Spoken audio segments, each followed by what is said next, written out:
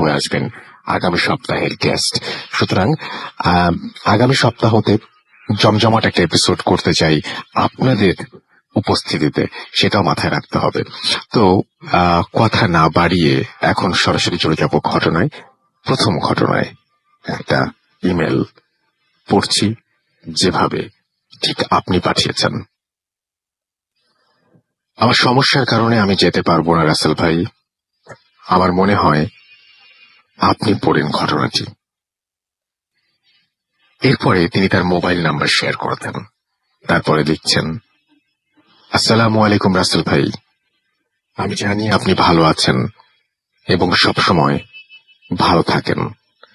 দুনিয়াতে ভালোর যেমন অভাব নেই, তেমনি মন্দিরের অভাব নেই। আমার মায়ের জীবনে এমন অনেক কয়েকটি ঘটনা ঘটেছে যা বড়ই আশ্চর্যের এবং কষ্টদায়ক অভিজ্ঞতা। আমার নাম মোহাম্মদ সেলিম মন্ডল এবং আমার মায়ের নাম মোসাম্মদ সুফিয়া বেগম।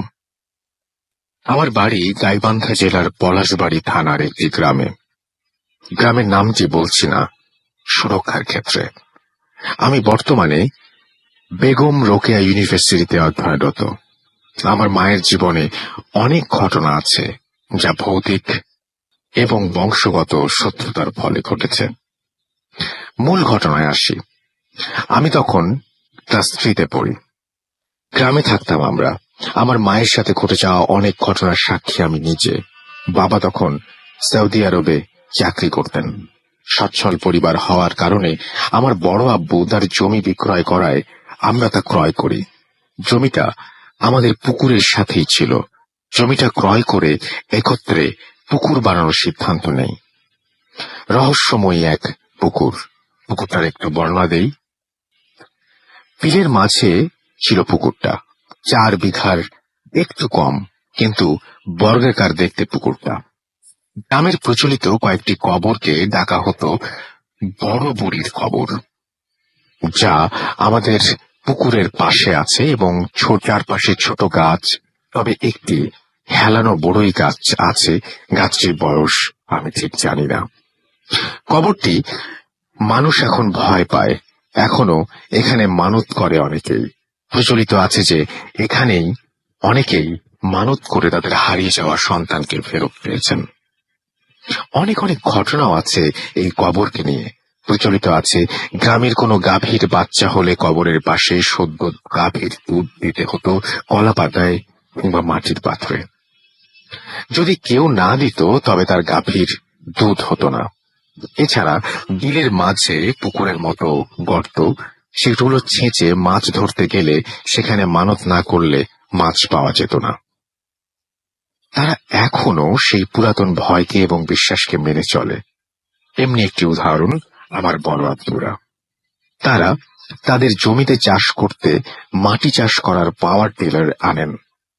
একজন স্বাভাবিক মানুষের পক্ষে কিংবা যান্ত্রিক গোলযোগে স্বাভাবিক চলন্ত একটি যন্ত্রকে 10-12 হাত দূরে ছিটকে ফেলবে।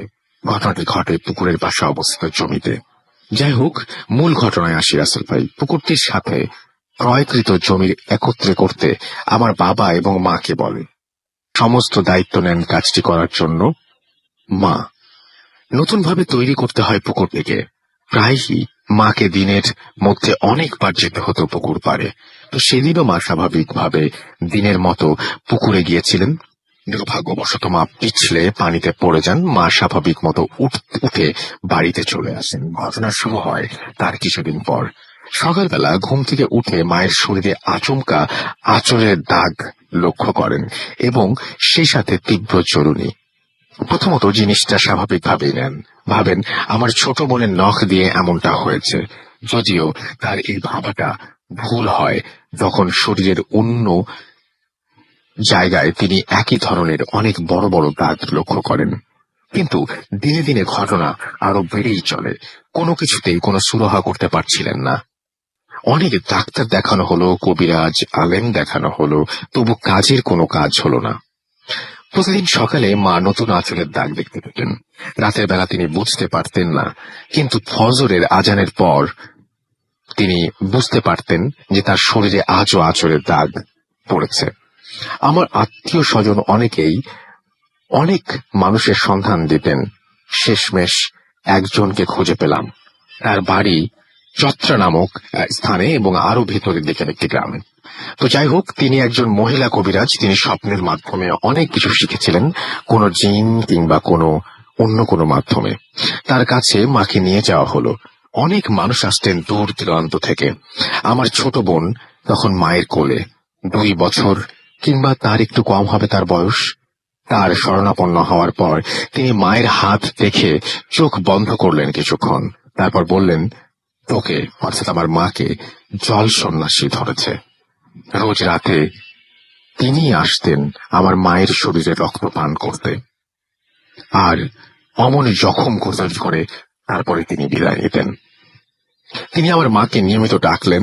তার পানি পড়া ও তাবিজের কারণে মা সুস্থ হয়ে উঠলেন এবং আগের মতো আবার স্বাভাবিক হয়ে উঠলেন।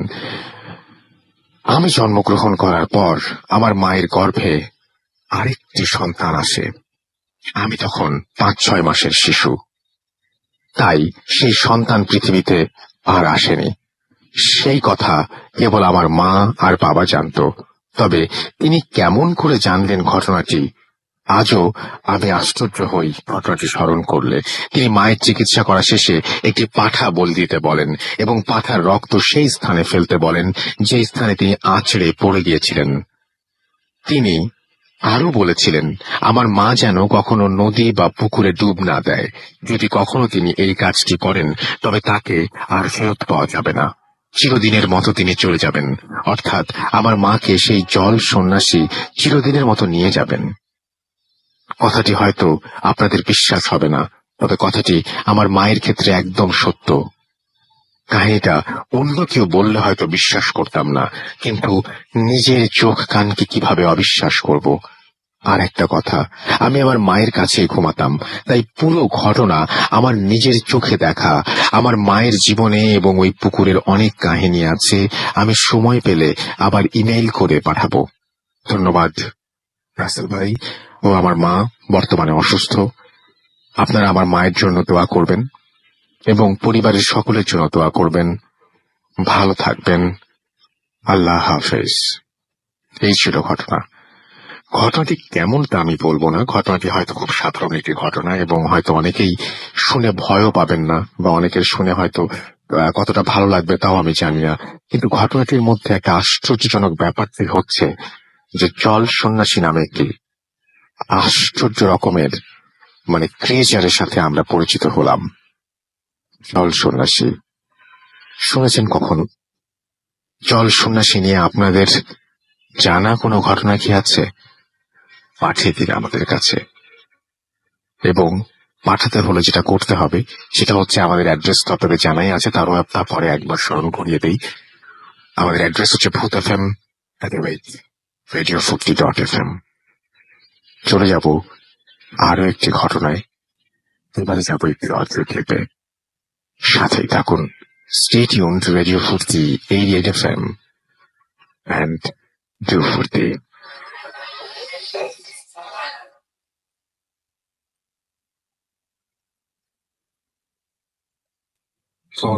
ভাই, আশা করি আপনি ভালো আছেন। আমি আপনাকে একটা ভয়েস মেসেজ পাঠানোর জন্য রেকর্ড দিতে করলাম। আমি ক্যামেরা অস্ট্রেলিয়াতে বলছি। আজকে আমি যে ছোট্ট একটি ঘটনা শেয়ার করব, এটি আমার সাথেই ঘটেছে গত 4 দিন আগে। সো আমি এখানে একটা নাইট স্টোরে কাজ করি। এখানে বড় একটা ওয়ার্ল্ড ওয়াইড কোম্পানিটার নাম বলতে চাচ্ছি না।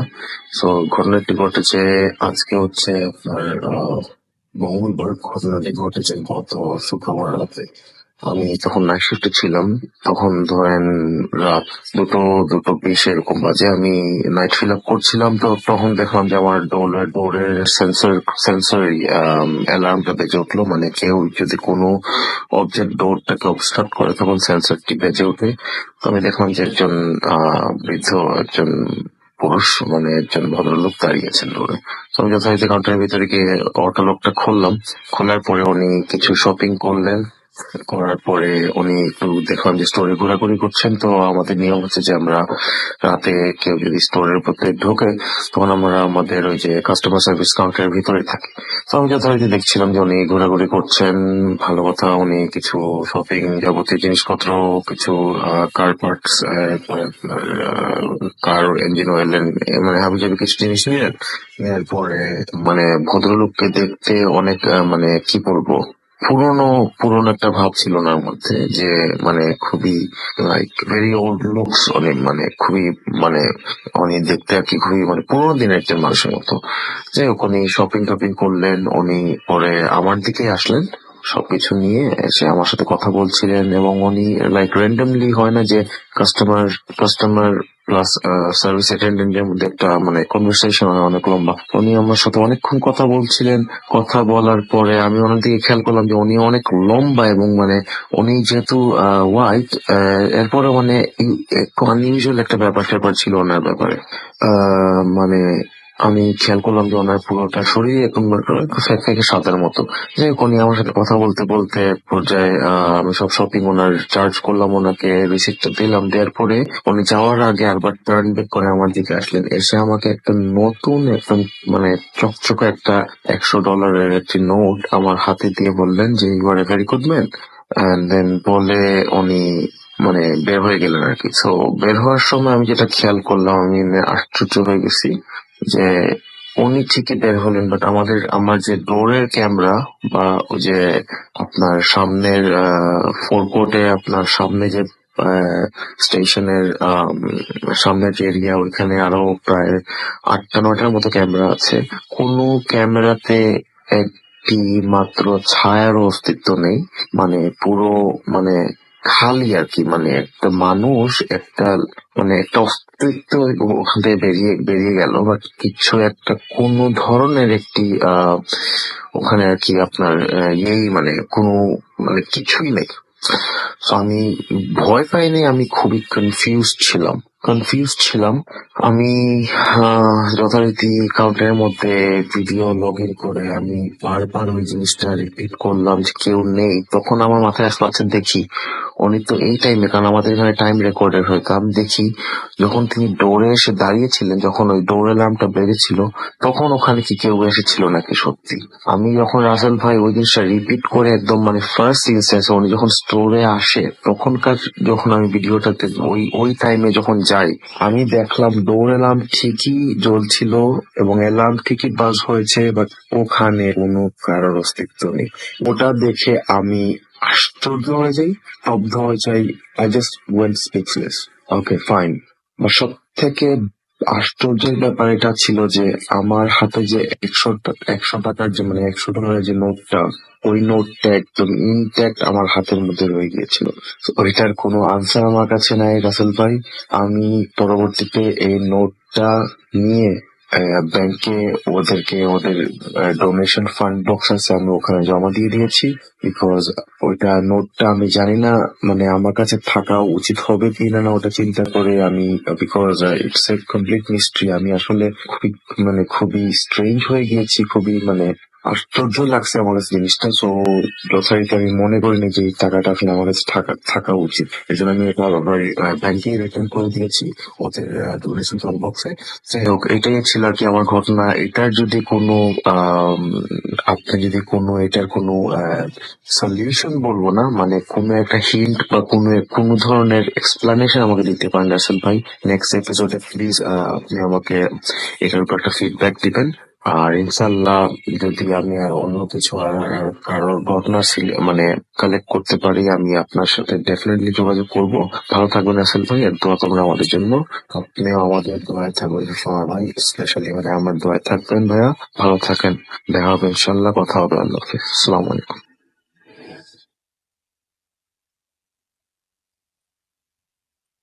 চমৎকার একটি অডিও ক্লিপ শুনলাম।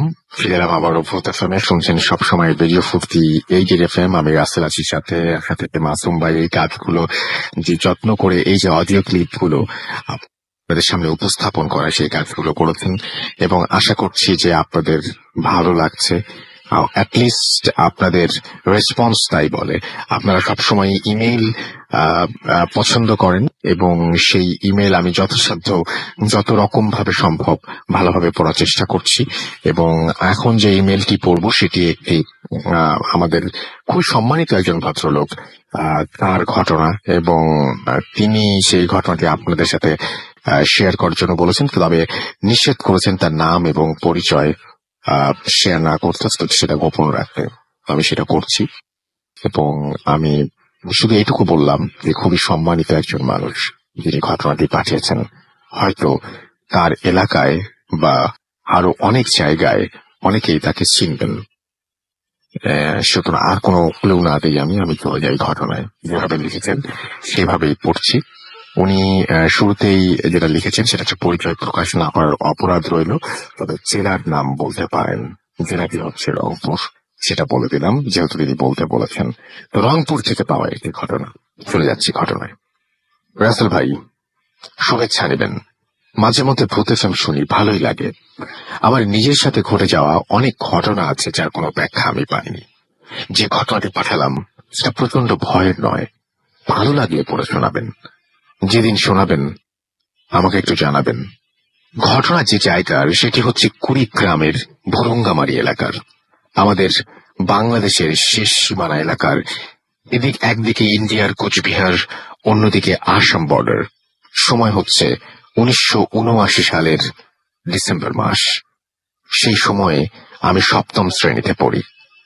বাবার চাকরির কারণে আমার ফাইনাল পরীক্ষা দিয়ে দাদা এবং নানার বাসায় আমি তখন বেড়াতে চাই। এটাই ছিল আমার প্রতি বছরের রুটিন। দা ও নানার বাসা একই এলাকায়, তবে 5 কিলোমিটার দূরে অবস্থিত। যা হোক, আমি যে সময়ের কথা বলছি সে সময় এই সমস্ত এলাকায় জনবসতি খুব কম ছিল। আমরা গ্রামে অর্থাৎ দেশের বাড়ি গেলে বিভিন্ন জায়গায় ঘুরে বেড়াতাম। আমার এক খালার বাসা ছিল ইন্ডিয়ার কুচবিহার এলাকার দিনহাটার সাহেবগঞ্জ এলাকায়, যা বাংলাদেশের বর্ডারের পাশে।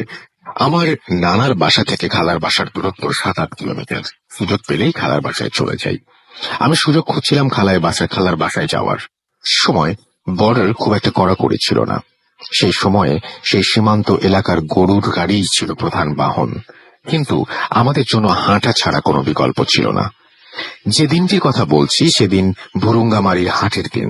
সাধারণত গ্রামে হাট হয় 2 দিন, এখানেও তাই। হাট হয় দুপুরের পর প্রায় রাত 8টা পর্যন্ত চলে সেই হাট।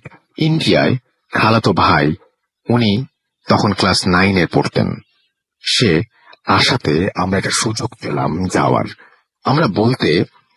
আমরা 2 মামাতো ভাই, ওরা তখন ক্লাস 5-এ পড়ে। অনুমতি নিয়ে রওনা দিতে বেশ দেরি হয়ে গেল। দূরের রাস্তা।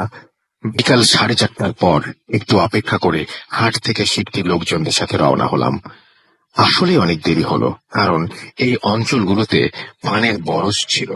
পানের ক্ষেত, যা 6-7 ফুট লম্বা, 40 থেকে 50 ফুট চওড়ায়, আয়তাকারে, উপর সহ চারিদিক ঘেরা থাকতো ঘরের মতো করে। আর এগুলোতে বাঘ থাকতো। একেই তো ছিল বাঘের ভয়, তার উপরে ভূতের ভয়। এই অঞ্চলের অনেক ভূতের গল্প বড়দের কাছে শুনেছি, এবং আরো কিছু আমার নিজের সাথে ঘটেছে যা ভবিষ্যতে সময় পেলে সম্ভব হলে শেয়ার করব। যা হোক, 4 জন রওনা দিলাম। গল্প করতে করতে যাচ্ছি। 3-4 কিলোমিটার যেতে হঠাৎ দেখলাম আমাদের সাথে যে সমস্ত হাট ফেরত লোক ছিল তারা কেউ নেই। বুঝলাম ছোট এবং গল্প করার কারণে আমরা পিছিয়ে পড়েছি। শীতের দিন দ্রুতই সন্ধ্যা হয়ে আসে। আমরা যখন ফুলকুমার নদীর পাড়ে এলাম ততক্ষণে সন্ধ্যা পার হয়ে গিয়েছে। কুয়াশা খুব একটা নেই। পূর্ণিমার চাঁদ আকাশে, চাঁদ চারিদিক পরিষ্কার। গ্রামের এই পরিবেশটা বেশ ভালোই লাগছিল। নদীটা এমনিতেই ছোট, শীতকাল হওয়াতে পানি কম।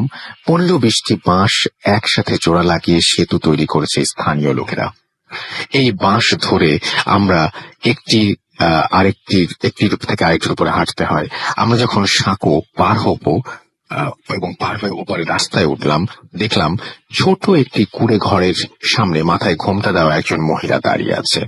ঘোমটা এত বেশি টানা যে তার মুখ দেখা যাচ্ছে না। খালাতো ভাই স্থানীয় ভাষায় তাকে জিজ্ঞাসা করলো, আপনি এখানে দাঁড়িয়ে কি করছেন? চারিদিকে ফাঁকা, এবং এটা তো খারাপ জায়গা, আপনি এখানে কেন? আমি তো আজ সকালেই গেলাম এখান দিয়ে, এখানে তো কোনো বাড়ি ছিল না।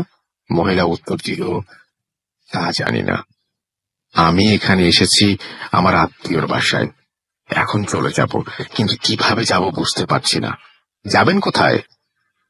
তার উত্তরে সে বলল, ইন্ডিয়ার একটি জায়গার নাম, এবং তার স্বামীর নাম ওমর খলিফা। জায়গাটির নাম আমার এখন মনে নেই। যেহেতু একই রাস্তা, আমাদের সাথে আসার কথা বললে সে রাজি হয়ে যায় এবং আমাদের পেছন পেছন আসতে থাকে। মাঝে মধ্যে প্রশ্ন করলে সে উত্তরও দিতে থাকে। আগেই বলেছি, জ্যোৎস্নায় চারিদিক সবকিছু পরিষ্কার ছিল। বেশ কিছু দূর যাওয়ার পর পুরাতন একটা আম গাছের পাশ দিয়ে রাস্তাটা বাঁ দিকে বেশ বড় একটা বাঁশঝাড়ের ভেতর দিয়ে চলে গেছে। বাঁকটা ঘোরার মুহূর্তে বামে যাব না সোজা যাব সেই প্রশ্ন করলে পেছন থেকে কোনো উত্তর আসে না। পেছনে ফিরে এসে দেখি সেই মহিলা নেই, অথচ চারিদিকে ফাঁকা, এবং মুহূর্ত আগেই তার সাথে কথা হলো।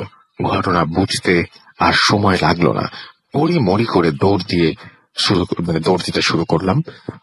ঘটনা এখানেই শেষ না। সামান্য কিছু দূর যাওয়ার পর একটা নালা হলেও মোটামুটি ভালোই চওড়া এবং গভীর। শীতে পানি থাকে না, তবে বর্ষায় ছোট নদীর রূপ ধারণ করে। নালার অপর পাশেই একটা কুঁড়ে ঘর। এটা আমরা অনেক আগের থেকেই দেখে আসছি। এক দৌড়ে সেই বাড়ির কাছে পৌঁছালাম। পৌঁছেই দেখি সেই মহিলা দাঁড়িয়ে আছে, একইভাবে ঘোমটা দেওয়া। এবার সে এগিয়ে আসছে আমাদের দিকে। অবস্থা বোঝেন। আর দেরি না করে রাস্তা বাদ দিয়ে দৌড় শুরু করলাম ফাঁকা মাঠের ভেতর দিয়ে। পেছনে তাকিয়ে দেখি শুধু ওই জায়গায় গাছগুলো প্রচন্ড ঝড় বাতাস হলে যেভাবে হেলে পড়ে, ঠিক সেভাবে হেলে পড়ছে। বাড়ি খুব একটা বেশি দূরে ছিল না। বাসায় পৌঁছে সবিস্তার সবকিছু বলতে চাকরি থেকে অবসরে যাওয়া খালু বললেন, যেটা সেটা শুনে আমরা তো অবাক। তিনি বললেন, উনি যখন ছোট ছিলেন তখন ওই মহিলার স্বামী ওমর বৃদ্ধ ছিলেন এবং দর্জির কাজ করতেন। কোনো এক অসুখে নাকি ওখানকার কয়েকটি পরিবারের সবাই মারা গিয়েছিলেন। এটাই ছিল ঘটনা। খুবই অদ্ভুত ঘটনা, কিন্তু ঘটনাটির সবচেয়ে বড় মজা হচ্ছে যখন আমি ঘটনাটি বলছি তখন আপনারা সবাই হয়তো ভিজুয়ালাইজ করতে পারছেন, দেখতে পাচ্ছেন সেই মহিলাকে, ঘুম থেকে না সেই মহিলা, সেই কুঁড়ে ঘর। হঠাৎ করে একটি রাস্তার মাঝখানে একটি কুঁড়ে ঘরের অস্তিত্ব মিলে যায়। হঠাৎ করেই একটি মহিলা এসে দাঁড়ান সেই কুঁড়ে ঘরের সামনে। কিভাবে সম্ভব? দুটো দুনিয়া কি এক হয়ে যায় মাঝে মাঝে? আমি ঠিক জানি না। এটা কি অন্য কোনো ইউনিভার্স? এটা কি অন্য কোনো পৃথিবী যেখানে আমরা মাঝে মাঝে কানেক্টেড হয়ে যাই? করে যে বাড়িটায়, যেখানে সকালবেলাতেও কোনো বাড়ি ছিল না, সেখানে বাড়ি আসলো কিভাবে? আসে কিভাবে? সেই মহিলাকে যে পিছন পিছন হাঁটছিল, হঠাৎ করে সাঁকো পার হওয়ার পরে আবারও সেই মহিলাকে দেখা গেল। কিভাবে ঘটে এই সমস্ত ঘটনা? এই প্রশ্নের কোনো জবাব কি আমরা দিতে পারি? পৃথিবীর রহস্যময় যে পৃথিবী, তার কতটুকু আমরা জানি? আপনাদের সবাইকে আরো একবার স্বাগত জানাচ্ছি ভূত এফএম, এবং এখন ছোট্ট একটা বিরতি নেবার সময় হয়েছে। বিরতি নিয়ে আবারও ফিরে আসবো। সেই পর্যন্ত আমার সঙ্গে থাকুন।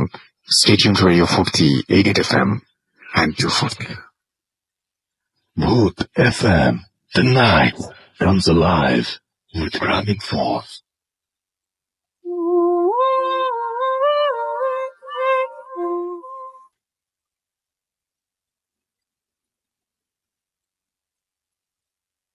ছোট্ট একটা বিরতি শেষে আবারও ফিরে এলাম আমি রাসেল, এবং আপনারা শুনছেন রেডিও 40, 88 FM, চলছে ভূত এফএম। এবং এই মুহূর্তে আরো একবার জানিয়ে দিই, আমার ইমেল অ্যাড্রেস হচ্ছে bhutfm@radio40.fm, which is bhwtfm@radio.fm. আপনার নাম, ঠিকানা এবং ফোন নাম্বার সহ আপনার জীবনে ঘটে যাওয়া সেরা ঘটনা লিখে পাঠিয়ে দিন আমাদের কাছে, এবং অবশ্যই জানিয়ে দিন যে আপনি স্টুডিওতে এসে সেটা শেয়ার করতে চান কিনা। স্টুডিওতে আসলে খুবই ভালো একটা স্পেশাল এপিসোড যেহেতু করলাম আমরা, এরপরে আপনার উপস্থিতিতে একটা এপিসোড করতে চাই। সুতরাং খুবই ভালো যদি আপনি সেটার স্টুডিওতে আসতে রাজি হন। এবং এরপরে যে ব্যাপারটা সেটা হচ্ছে যে আমাদের যারা স্টুডিওতে আসতে চান না তারা অবশ্যই উল্লেখ করে দিবেন যে আপনি চান আপনার ঘটনা পড়ে শুনে ঠিক যেভাবে আজকে শোনাচ্ছি, এবং সেই সাথে যারা দেশের বাইরে রয়েছেন এবং যারা দেশেও রয়েছেন, আসতে একেবারেই সম্ভব না, তারা অডিও ক্লিপও পাঠিয়ে দিতে পারেন আমার কাছে। এবং আমি আসলে চাই যে ভূত এফএম এর সাথে যারা আছেন তারা মাঝে মাঝে কিছুটা হলেও মানে কখনো কখনো এই সম্ভব হলে একটু প্লিজ ঘটনা পাঠাবেন, কারণ সবার পার্টিসিপেশন অনেক বেশি দরকার এই শোটাকে সামনের দিকে এগিয়ে নিয়ে গেলে।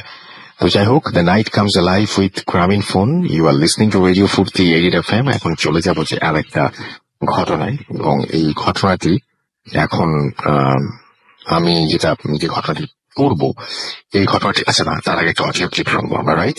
এবং অডিও ক্লিপের পরে ঘটনাটি শুনবো। স্টেডিয়াম।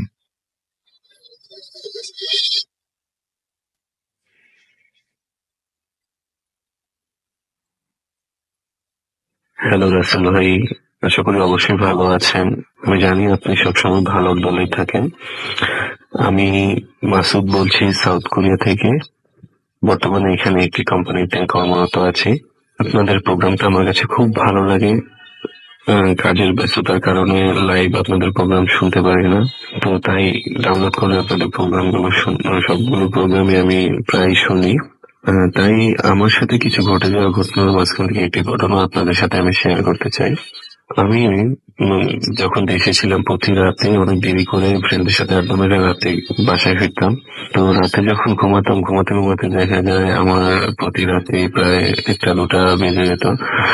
তো অনেক রাত করে ঘুমানোর কারণে আমার শরীর প্রচন্ড পরিমাণ প্রতিদিনই খুব ক্লান্ত থাকতো, তাই সাথে সাথে ঘুমিয়ে পড়তাম। তো প্রতিদিন রাতে এমন একটা ফিলিংস আমার মনের মধ্যে কাজ করতো যে কেউ আমার পিছনে, আমি খালি গায়ে ঘুমাতাম, তো আমার মনে হতো যে কেউ আমার পিছনে শুয়ে আছে। তো একটা মানুষ যদি আপনার পিছনে শুয়ে থাকে, তার যে নিঃশ্বাস, সেই নিঃশ্বাসটা আমার পিঠের উপরে পড়তো। নিঃশ্বাসটা ছিল খুব জোরে জোরে, নিঃশ্বাসটা আমার পিঠের উপর পড়তো। তো নিঃশ্বাসটা যখন আমার পিঠের উপর পড়তো, আমি সাথে সাথে ঘুম থেকে উঠে যেতাম।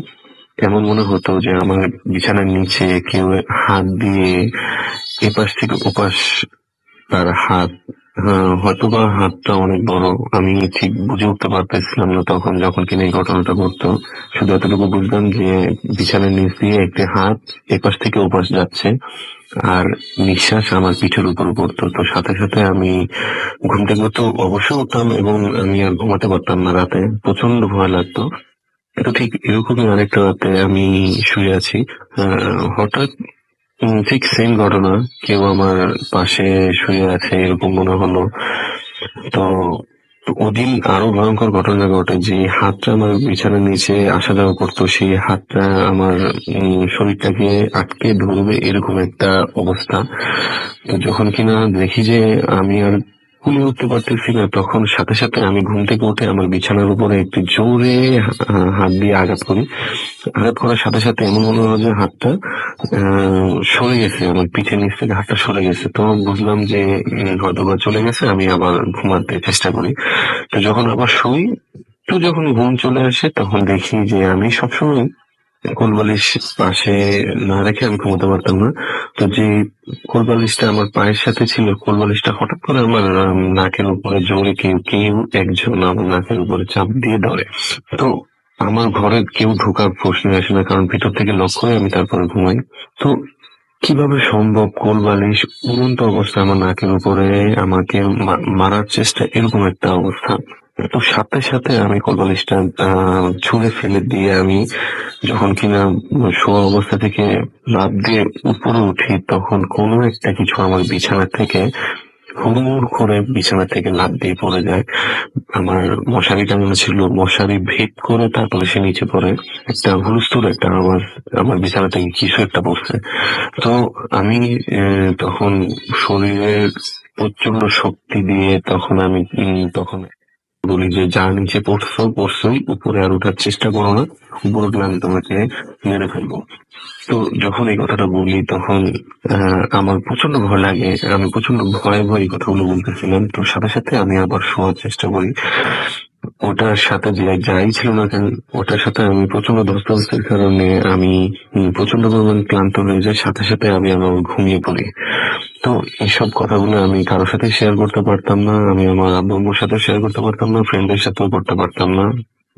হয়তো বা তারা এই জিনিসগুলো হাসি ঠাট্টা তামাশা করে উড়িয়ে দিবে। তো আমার যে ক্লোজ ফ্রেন্ড আছে, আমি একদিন চিন্তা করলাম ওকে বাসায় দেখে এনে সবকিছু শেয়ার করবো। তো আমার ফ্রেন্ডকে বললাম যে বাসায় আসো, তোমার সাথে আমার জরুরি অনেক কথা আছে, তুমি বাসায় আসো।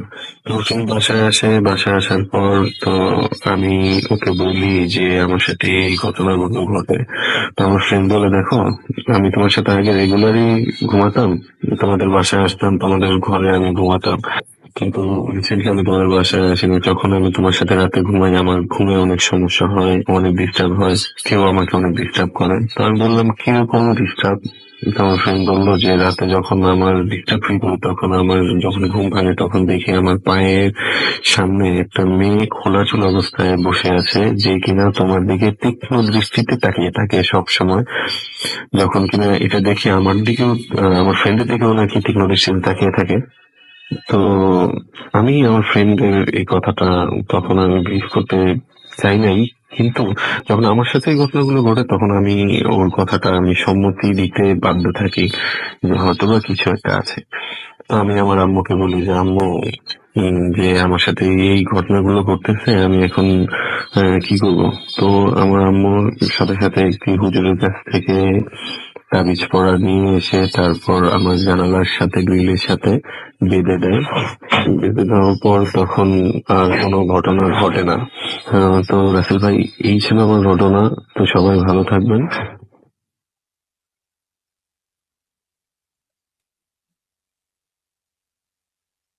Welcome back. যেমন কথা তেমন কাজ। অডিও ক্লিপের পরে চলে যাব ঘটনায়। এবং আমরা যখন বলেছিলাম যে একটা স্পেশাল এপিসোড করতে চাই, তখন পৃথিবীর বিভিন্ন প্রান্ত থেকে আমাদের ঘটনা পাঠিয়েছেন আপনারা। এবং এখন যে ঘটনাটি পড়ব সেটি মেহনাজ লিখেছেন আয়ারল্যান্ড থেকে। এবং তিনি যেভাবে লিখেছেন সেভাবে পড়ছি, যদিও আমি প্রথম লাইনটা উনি কি মিন করতে চেয়েছেন আমি বুঝিনি, তারপরেও আপনারা কেউ হয়তো অনেকে বুঝতে পারেন। আমি যেভাবে লিখেছেন সেভাবেই পড়ছি, আমি চেঞ্জ করছি না। শুরু করছি। সেটাতে আমি হয়েছিলাম জিনদের সাথে কথা বলার আর তাদের বন্দি করার মাধ্যমে। আগেই বলে রাখি যে আমার নানা বাড়িতে অনেক জিনের উপদ্রব ছিল। বাড়ির কয়েক সদস্যদের তারা অ্যাটাক করে এবং পজেস্ট করেছিল। আমার নানুকে তাদের মধ্যে থেকে কোনো একজনকে ইউজ করে ব্ল্যাক ম্যাজিক করা হয়েছিল। আর বড় মামি ও মামাতো ভাই পজেস ছিল। ছোট মামাকে অ্যাটাক করত। প্রায় রাতেই মামা চিল্লাচিল্লি করত, বলতো কেউ যেন মাথার কাছে দাঁড়িয়ে আছে, কখনো গলা টিপে ধরছে। আমি নিজেও অনেক বছর পজেস ছিলাম। অনেক হুজুর দেখার পর ছাড়া পেয়েছি। এবার মূল ঘটনায় আসি। আমি ভালো হয়ে যাওয়ার কয়েক বছর পর, যখন আমি ক্লাস 7 অথবা 8-এ পড়ি, নানি বাড়ি গিয়েছিলাম। আমরা তখন বরিশালে থাকতাম, আর আমার নানা বাড়িও ওইখানেই ছিল। মাগরিবের আজানের পর নানা ভাই একজন হুজুরকে নিয়ে আসলেন, সাথে মামার একজন বন্ধু নাম সিরাজ, তিনিও ছিলেন। আমার নানা বাড়িতে সবাই ধার্মিক মানুষ। নানু ও মামিরা পর্দা করতেন, তাই আমরা ভেতরের রুমে বসেছিলাম। একটু পর আম্মু বলল, নানা আমাকে ডাকেন। আমি বললাম কেন? বলল, হুজুর তোকে দিয়ে জিন আনবে। আমি বললাম, আমাকে দিয়ে মানে? তুমি জানো না আমি এগুলো ভয় পাই, আমি যাব না। আম্মু বলল, তুই ছাড়া ছোট কেউ নেই আর বাসায়, আর তুই হুজুরের কথা বুঝতে পারবি। আমি 15 আমার এইজ ছিল তখন, এবং অনেক বোঝানোর পর গেলাম। ভয় লাগছিল এবং এক্সাইটেডও ছিলাম। হুজুরের সামনে গিয়ে সালাম দিয়ে আমি তারপরে তার পাশে বসলাম।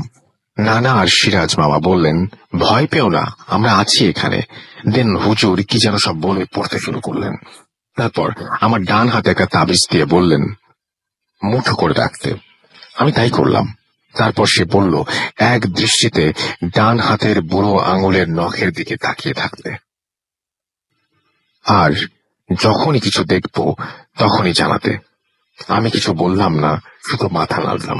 অলরেডি ভয় পাচ্ছিলাম, আর আমার মনে মনে আমি ভাবছিলাম নখে কি করে জিন দেখব। আমার সাথে কি মজা করছে সবাই। তবুও তাকিয়ে থাকলাম নখের দিকে। একটু পর স্পষ্ট ব্ল্যাক শ্যাডো ফিগার দেখতে পেলাম নখে। ছোট হলেও ক্লিয়ার ছিল শ্যাডোটা। সাথে সাথে ভয় কাঁপতে শুরু করলাম, কথা বেরোচ্ছিল না মুখ দিয়ে। আমার বিহেভিয়ার দেখে হুজুর জিজ্ঞেস করেন, কাউকে দেখতে পাচ্ছ? আমি বললাম, জি। সে বলল, কয়জন? আমি বললাম, একজন। বলল, কালো রঙের নাকি লাল রঙের পোশাক পরা? আমি বললাম, কালো। হুজুর বলল, জিজ্ঞাসা করো সে কি একা? আমি জিজ্ঞেস করতে ছায়াটি মাথা নাড়িয়ে বলল, না। বলে রাখি, আমি ছায়াটির শুধু মুভমেন্ট দেখতে পাচ্ছিলাম, কথা শুনিনি। আর হুজুরও পুরো সময় তার পুঁথি পড়া থামাননি, শুধু আমার সাথে কথা বলার সময় থেমেছেন। আমার নখে থাকা অবয়বটাকে শুধু আমি দেখছিলাম। হুজুর আমার থ্রু তার সাথে কমিউনিকেট করছিলেন। আমার জিনটা শুধু ইয়েস বা নো এটাতেই অ্যান্সার দিচ্ছিল। এরপর হুজুর আমাকে বলল, বাকি সবাইকে আনতে বলো। আমিও বললাম। হুজুর জিজ্ঞেস করলেন, কয়জন এসেছে আর কয়জন কি রঙের পোশাক পরা? আমি বললাম, 7 জন, আর সবাই কালো রঙের পোশাক পরে আছে। এরপর হুজুর আর কিছু প্রশ্ন করলেন, আরো কিছু প্রশ্ন করলেন আমাকে দিয়ে। আর উত্তরে বোঝা গেল ওই 7 জন জিন আমাদের হার্ম করার জন্য আমাদের আশেপাশে থাকতো এবং সবাই মেল ছিল। তাদেরকে অনেকবার বলার পর বেত দিয়ে মাটিতে আঘাত করার পর একটা বোতলে ভরে নেওয়া হয় আমার নখ থেকে। আর হুজুর বললেন যে বোতলটাকে যেন এমন ভাবে পুঁতে রাখা হয় যেন কেউ কখনো না পায়। এরপর আমাদের আর কোনো প্রবলেম হয়নি। এটাই ছিল ঘটনা। কতটুকু গুছিয়ে বলতে পেরেছি জানি না। ভূত FM 2011 সাল থেকে শুনছি, আর এটাই ছিল আমার প্রথম সেন্ড করা ঘটনা।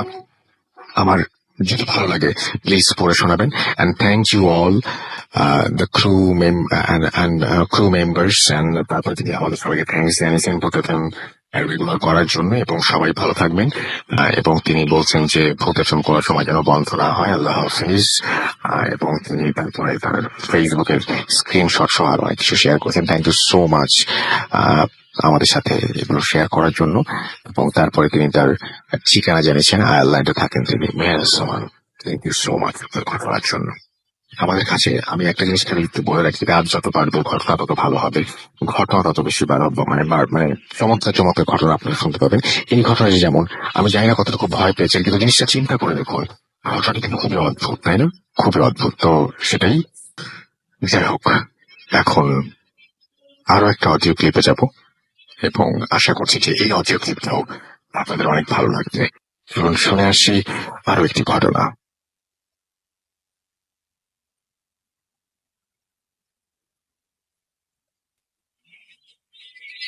আসসালামু আলাইকুম রাসেল ভাই, আমার নাম হচ্ছে রাজ। আমার বাসা ঝিনাইদহ জেলার কোচেপুর থানায়। আমি যে ঘটনাটা আজকে আপনাদের পাঠাচ্ছি, আসলে ব্যস্ততার কারণে লিখে পাঠাইতে পারছি না। আমার সাথে এমন একটি বিস্ময়কর ঘটনা ঘটেছে। কথা না বাড়াই ঘটনায় যাই। ঘটনাটা আজ থেকে প্রায় 1 মাস আগের। আমি ঢাকাতে কোনো একটা কোম্পানিতে জব করি। বাসায় গেছিলাম। বাসায় আসার পরে একটা কাজে আমাদের এখান থেকে কালীগঞ্জের রোডটা, কালীগঞ্জে গেছিলাম। ওখান থেকে যখন আমি বাসায় ফিরি তখন দুপুর 2টা এমন সময় বাসার ভিতরে আসছি। আসতে আসতে হঠাৎ দেখলাম বাসের ভিতরে গ্রামের সাথে জড়িত যেসব বাসগুলো, এই পুরাতন কোয়ালিটির বাসগুলোর ভিতরে একটা পিলারের মতো রড দেওয়া থাকে।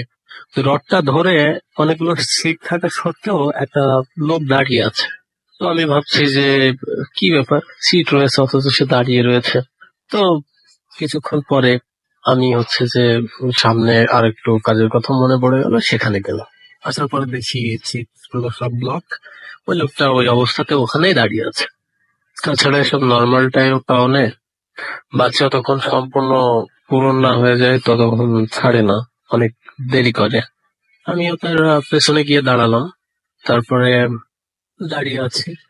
তো হঠাৎ তার পায়ে দেখে আমার চোখ গেল। তো কেন জানি মনে হচ্ছে যে তার পায়ের যে পাটাটা ওটা অনেক অংশ মানে পেছনের দিকে ঘোরানো, মানে পায়ের থেকে মনে হচ্ছে মোড়ানো, একদম হাতে থেকে মোড়ানো, পাটা পেছনের দিকে আমার মনে হচ্ছে। গায়ে একটা ছেঁড়া ছোট জামা, তার উপরে একটা জ্যাকেট, সেটাও ছেঁড়া। আম, ময়লা টয়লা না, ময়লা ঠিক বলবো না, কিন্তু ছেঁড়া। বেশ চকচকে কিন্তু ছেঁড়া। মূলত আমার মনে হয় না সে কোনো পাগল। যদি হতো তাহলে বোধহয় ওরকম হতো না তার মানে পোশাক আশাক পরিষ্কার থাকতো না, সেটা বোঝাইতে চাচ্ছি। তো এভাবে চলছে। বাস ছাড়ার পরে কালীগঞ্জ থেকে যে রেল স্টেশনের একটু সামনে বাঁ হাতে একটা মানে পিচের রোড আছে, যেটা নর্মালি কালীগঞ্জ সুগার মিলের ভিতরে চলে গেছে। তো আসার সময় মানে যখন কালীগঞ্জ স্ট্যান্ড থেকে ছেড়েছে বাস, তো ওই পর্যন্ত আসছে, কন্ট্রাক্টর ভাড়া চাচ্ছে। আমি যথারীতিতে পকেট থেকে যে কয় টাকা ভাড়া বের করে তাকে দিলাম। সামনের ওই লোককে কন্ট্রাক্টর বলছে যে ভাই আপনি কোথায় যাবেন, সে কোনো কথা বলে না। আবার তাকে জিজ্ঞেস করে ভাই আপনি কোথায় যাবেন, তারপরেও সে কোনো কথা বলে না। তো দেখে অবাক লাগলো যে এরকমও হয়, কথা বলছে না কেন। তা আমি তাকে বললাম ভাই কি ওনাকে বলেন। তো উনি বলছে দেখেন ভাই কোথায় যাবে সেটা তো বলবে, আমাদের তো কিছু রুল থাকে। আমি তাকে ফ্রিতে নিয়ে যেতাম, সমস্যা নেই। আমি বলছি ভাই আপনার ফ্রিতে নিতে হবে না, আমি টাকা দিয়ে দিচ্ছি তার। তো সে কোনো কথা বলছে না। তো বলছে ভাই কোথায় যাবেন বলেন, তাহলে সেই অনুপাতে আমি আপনার টাকাটা দিয়ে দিই। দেখলাম যে কোনো কথা সে বললো না। কয়েকবার জিজ্ঞেস করার পর কন্ট্রাক্টর তাকে একটা ধামকি দিল। তারপরে আমি বলছি ভাই ধামকি দেওয়ার দরকার নেই, চলেন দেখি। আমি তো মোটরসাইকেল পর্যন্ত যাবো, মাঝখানে যদি কোথাও নামে তাহলে আমি আপনার টাকাটা দিয়ে দেবো। তো বাস ততক্ষণে চলছে। রেল গেটের ওখানে বিটের পাশে এসে, মানে বিটের ওখানে গাড়ি স্লো দেওয়ার পরে সামনের যে রোডটা, ওই রোডের ওখানে দুইটা বিট থেকে পরপর, তো মাঝখানে গাড়িটা একটু স্লো হয় ট্রেন লাইন ক্রস করার সময়।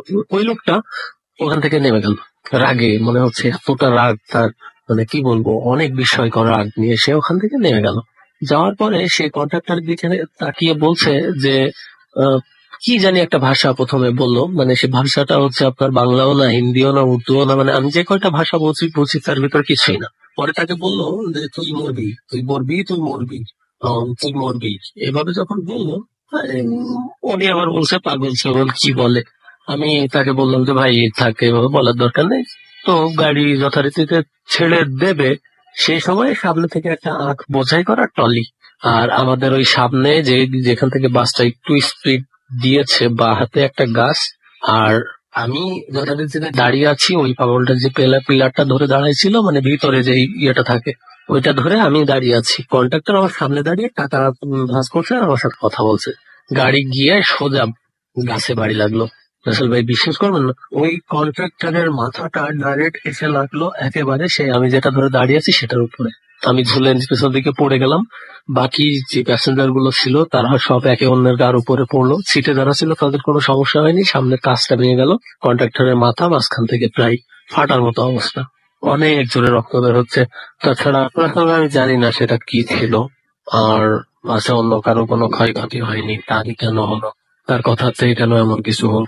আমি এই ধরনের কোনো ভূত এসবে বিশ্বাস করি না। তারপরেও যেহেতু নিজের চোখের সামনে ঘটনাটা ঘটেছে, আর ভূত এসবের ঘটনাগুলো শুনতে অনেক ভালো লাগে, তো শেয়ার না করে পারলাম না। ভালো লাগলে শেয়ার করবেন ভূত এসবের সকল লিসেনারকে আমার পক্ষ থেকে শুভেচ্ছা। এত সুন্দর একটি প্রোগ্রামের সাথে থাকার জন্য। আর রাজুল ভাই, মাসুম ভাই, আপনাদের তো অবশ্যই ভালো থাকবেন, দোয়া করি ভূত এফএম দীর্ঘজীবী হোক। ধন্যবাদ সবাইকে। Booth FM. The night comes alive.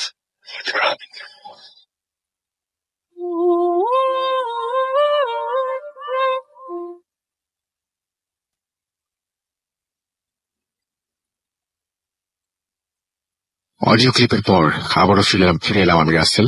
আপনারা শুনছেন রেডিও 58 FM এবং চলছে ভূত FM।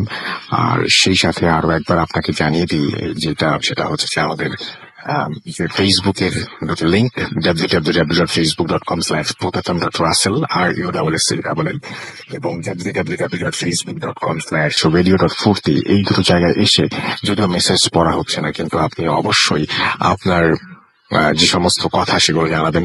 কারণ আজকে পড়া হচ্ছে না মানে যে পড়া হবে না, মানে অন এয়ারে পড়া হচ্ছে না মানে যে অফ এয়ারে পড়া হবে না, এমন তো না। সো প্লিজ একটু ধৈর্য ধরে, যেহেতু আজকের স্পেশালটা একটু অন্যরকম, কথাও কম বলছি, মেসেজও পড়ছি না, এবং আপনারা জানেন যে মাঝে মাঝে আমরা এরকম এপিসোড করি এবং আপনারা খুব পছন্দ করেন বলেই করি। তো আগামী দিন আপনার একদম প্রাণ ভরে আপনাদের মেসেজ পড়বো, কোনো সমস্যা নেই। তো যাই হোক, এখন যে ঘটনাটি পড়বো সেটি একজন মেডিকেল স্টুডেন্টের, এবং তিনি তার নাম উল্লেখ করতে নিষেধ করেছেন, কারণ নামটা জানলে অনেকেই চিনে ফেলতে পারেন, সেই জন্য তিনি কোথা থেকে বলেছেন এটা আমি বলি, এটা বললে ভালো হবে। তিনি দিনাজপুর মেডিকেল কলেজ থেকে লিখছেন, নামটা আমি বললাম না। এবং তিনি ইংলিশে মানে বাংলা লিখেছেন, সুতরাং পড়তে একটু কষ্ট হতে পারে, একটু ধৈর্য ধরে সবাই শুনবেন প্লিজ। বাট ঘটনাটা অনেক চমৎকার। যাই হোক, তিনি যেভাবে লিখেছেন, আশা করি ভালো আছেন, জানি আপনি ভালোর দলে। আজ আমি আমার সাথে ঘটে যাওয়া কিছু ঘটনা শেয়ার করব। স্টাডির চাপের কারণে ঢাকায় আসা আমার পক্ষে সম্ভব না, যদি ভালো লাগে পড়ে শোনাবেন। আমার হোম টাউন ঠাকুরগাঁও সদরে 2016 সালে আমি এইচএসসি এক্সাম শেষ করে মেডিকেলে কোচিং করার জন্য ঢাকার ফার্মগেটে কোনো একটা কোচিং সেন্টারে অ্যাডমিশন নেই। তারপর তিনি কোচিং সেন্টারের নাম দিয়েছেন, সেটাও আমি পড়ছি না। বাট ঢাকায় আসার আগেই আমি অনেক অসুস্থ হয়ে পড়ি, আর সামনে ঈদ থাকায় বাসা থেকে সবাই বলে যে ঈদের পরেই যেন আমি কোচিংটা যাই, এবং কোচিংটা এর মধ্যে অফ হয়ে যাবে। আমিও তাদের সাথে একমত হই। বাট এইদিকে আমার সব ফ্রেন্ডরা ঈদের আগে যে যার মতো, কেউ হোস্টেলে, কেউ মেসে, কেউ রিলেটিভের বাসায় উঠে পড়ে। ফার্মগেটের কাছে আমার কোনো রিলেটিভ না থাকায় আমাকে কোনো মেসে উঠতে হবে। অনেক খোঁজার পর মেসে কোনো সিট পাই না। পরে এক বড় ভাইয়ের কাছে ফোন দেই, উনি আমাকে এক ফ্রেন্ডের কথা বলে এবং বলেন যে গ্রিন রোডের পাশেই থাকেন তিনি, এবং আমি শুনি থাকার জন্য রাজি হয়ে যাই। এবং 13th জুলাই 2016 আমি সকালে ঢাকার উত্তরায় আমার বোনের বাসায় উঠি, এবং আমার বোন আমার এক কাজিনকে বলি যে যেন বিকেলে আসে এবং আমাকে পৌঁছায় দেয়। আমার কাজিন অফিসে ছুটি নিয়ে আসে এবং আমাকে পৌঁছে দেওয়ার জন্য। পরে আমরা সন্ধ্যা 7টায় পৌঁছাই। বলে রাখা ভালো যে বাসাটা 4 তলায়, এবং ওই বাসার তৃতীয় তলায় অর্থাৎ সেকেন্ড ফ্লোরে আমি রুমে ঢুকতেই দেখলাম যে জানালা সব অফ। বাট ওই সময় অনেক গরম ছিল, একটু অবাকই হলাম। পরে আমি আমার কাজিন ডিনার শেষ করে উনি আমাকে রুম থেকে বাসায় চলে যাই। আমার কাজিন বাসায় চলে যায়, এবং আমি তখনও বুঝতে পারি নাই যে আমার জন্য কোনো ভয়ঙ্কর কোনো কিছু ওয়েট করছে কিনা। আমি ভাইয়ের সাথে কথা বলতে থাকি। উনি এক রুমেই একাই নিয়ে থাকেন, এবং কারোর সাথে কথাও বলেন না। এবং কথা বলতে বলতে দেখলাম যে ওনার হাতে 2-3টার মতো কালো সুতো দেয়া তাবিজ বাঁধা। আমি জিজ্ঞেস করলাম যে ভাইয়া এগুলো কিসের জন্য? উনি আমাকে বললেন যে ওই সব কিছু না। পরে রুমে আরো কিছু খেয়াল করলাম আমি, এবং রুমের 4 কর্নারের 4 সাইডে একদম ওপরে কালো টেপ দেওয়া, এবং কালো টেপ দিয়ে কিছু একটা আটকানো এবং লাগায় রাখা, এবং ওইগুলোর সামনেও উঁচু বাট মানে বোঝা যাচ্ছিল যে আসলে কি পরে। আমি জানতে চাইলাম যে এগুলো কি। উনি বললেন যে ওইসব তোমার জানা লাগবে না, জার্নি করে আসছো, ঘুমিয়ে পড়ো।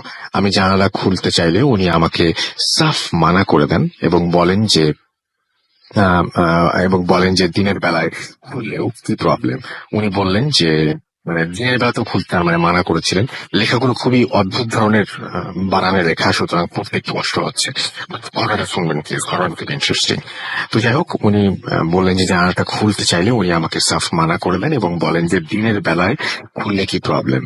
উনি বলল যে দিনেও খোলা যাবে না। আর অবাক হয়ে বললাম যে বলল যে বাইরে থেকে কোনো আলো বাতাস হয়তো কিছু আসতে পারে না, সেটাও মানে কিছু যেন না আসতে পারে, এবং সেটা প্রবলেম হয়তো ঘুমানোর জন্য লাইট অফ করে 12টা বাজে। তখন একটু পরে ভাবলাম যে ফোনের চার্জটা দিয়ে ঘুমাই, তাই লাইটটা অন করে তখন দেখলাম যে ওই ভাইয়ের এক গ্রুপ লাইট দেওয়ার সাথে সাথেই উনি আমাকে দেখে আমার দিকে তাকালো, এবং চোখ পুরোই লাল হয়ে আছে। আমি তার সাথে লাইট অফ করে দিই, এবং দেখলাম যে সব ভুলে ঘুমানোর ট্রাই করতে শুরু করলাম। বাট এখন অনেক কিছু হওয়া বাকি ছিল। শোবার 10-15 মিনিট পরে আমি যা দেখলাম তা দেখার জন্য আমি একদমই রেডি ছিলাম না। আমি শুনতে পাচ্ছিলাম যে কেউ হাততালি দেওয়ার আওয়াজের মতো সাউন্ড করছিল। আমি চোখ খুলতেই দেখলাম যে একটা কালো হাত ঠিক আমার মুখের ওপর, একটা কালো অবয়ব, দুইটি রাগান্বিত চোখ আমার মুখের ঠিক এক হাত ওপরে। আমি আসলে বুঝতে পারছিলাম না যে আমাকে দেখে আমার দিকে তাকিয়ে আছে এবং নিঃশ্বাস নিতে পারছিলাম না আমি। এবং আমি অনেক জোরে জোরে চিৎকার করছিলাম, বাট আমার আওয়াজ বার হচ্ছিল না। মনে হচ্ছিল যে আমার বুকের ওপরে কেউ অনেক ভার কিছু একটা দিয়ে রেখেছে। এবং এক সময় আমি সেন্সলেস হয়ে যাই এবং সকালে ওই ভাইয়াকে ডেকে তুলে আমি উঠে দেখি যে আমার মুখে মানে ওই ভাইয়া আমাকে ডেকে তোলে এবং আমি উঠে দেখি যে আমার মুখে রক্ত জমাটের মতো লাল হয়ে আছে। এবং উনি আমাকে জিজ্ঞেস করেন যে আমার কি হয়েছে। আমি বলি যে কিছু না। পরে আমি তাড়াহুড়া করে কোচিং এর নাম করে বের হয়ে যাই এবং আমি আমার এক রিলেটিভের মোহাম্মদপুরে ছিল তিনি, ওনার বাসায় উঠে পড়ি এবং আমার এক ফ্রেন্ডের মেসের সিট পাই এবং উঠে পড়ি। এবং ওইখান থেকে ফিরে আমি মানে ফিরে যাইনি আমি আর কখনো। এবং আমার কাজিনকে পরে আমার সব জিনিসগুলো তাকে দিয়ে নিয়ে আসি। পরে আমি ওই ভাইয়ার সম্পর্কে শুনি যে ওনাকে 3টা জিন আছর করেছিল এবং ওনার প্যারেন্টস এর কাছে জানতে পারি যে ওনার অনেক বড় আলেমদের মাধ্যমে ওই ভাইকে একটা জিন সরাতে পারলেও বাকি 2টা জিন সরাতে পারেনি। তার সঙ্গে আছে এবং একই জায়গায় থাকে এবং ওই রুমের চারপাশে তাবিজ দেওয়া হয়েছে এবং তাবিজ দিয়ে রাখতো ওই কারণেই। এবং তারপরেও এই সমস্যা থেকে সমাধান হয়নি। খুবই কষ্ট করে পড়লাম আমি আপনার ইমেইলটা ভাইয়া। আপনি বুঝতে পারছেন মনে হয় যে আমি আপনার কথা বলছি। এবং আমি রিকোয়েস্ট করবো যদি ইংলিশেও লেখেন, ইংলিশে বাংলার মতো করে লেখেন, কোনো সমস্যা নেই, কিন্তু পড়ার পরে একবার নিজে একটু চেক করে দেখবেন। আর বাংলায় লেখাটা সবচাইতে বেশি ভালো, কারণ এভাবে পড়তে খুবই অসুবিধা হয়। মানে আমার মনে হয় যে অসুবিধা হওয়ার চাইতে লিসনারদের শুনতে অসুবিধা হয়। তো আমি খুবই সরি যারা আমার একটু পড়ার জন্য, খারাপভাবে পড়ার জন্য বুঝতে পারেননি। তাদেরকে সংক্ষিপ্ত ভাবে বলি যে উনি ঢাকায় আসার পরে ফার্ম গেটে একটা মেসে কোনোভাবে উঠে পড়েন এবং সবাই তাকে বলেছিল যে কয়েকদিন পরে তো মেস ছুটি হয়ে যাবে, আমি যেটুকু বুঝতে পেরেছি আর কি। সুতরাং কোনো এক জায়গায় উঠে পরে মেসে সিট পাওয়া যাবে, যেহেতু কয়েকদিন পরে কোচিং বন্ধ হয়ে যাবে।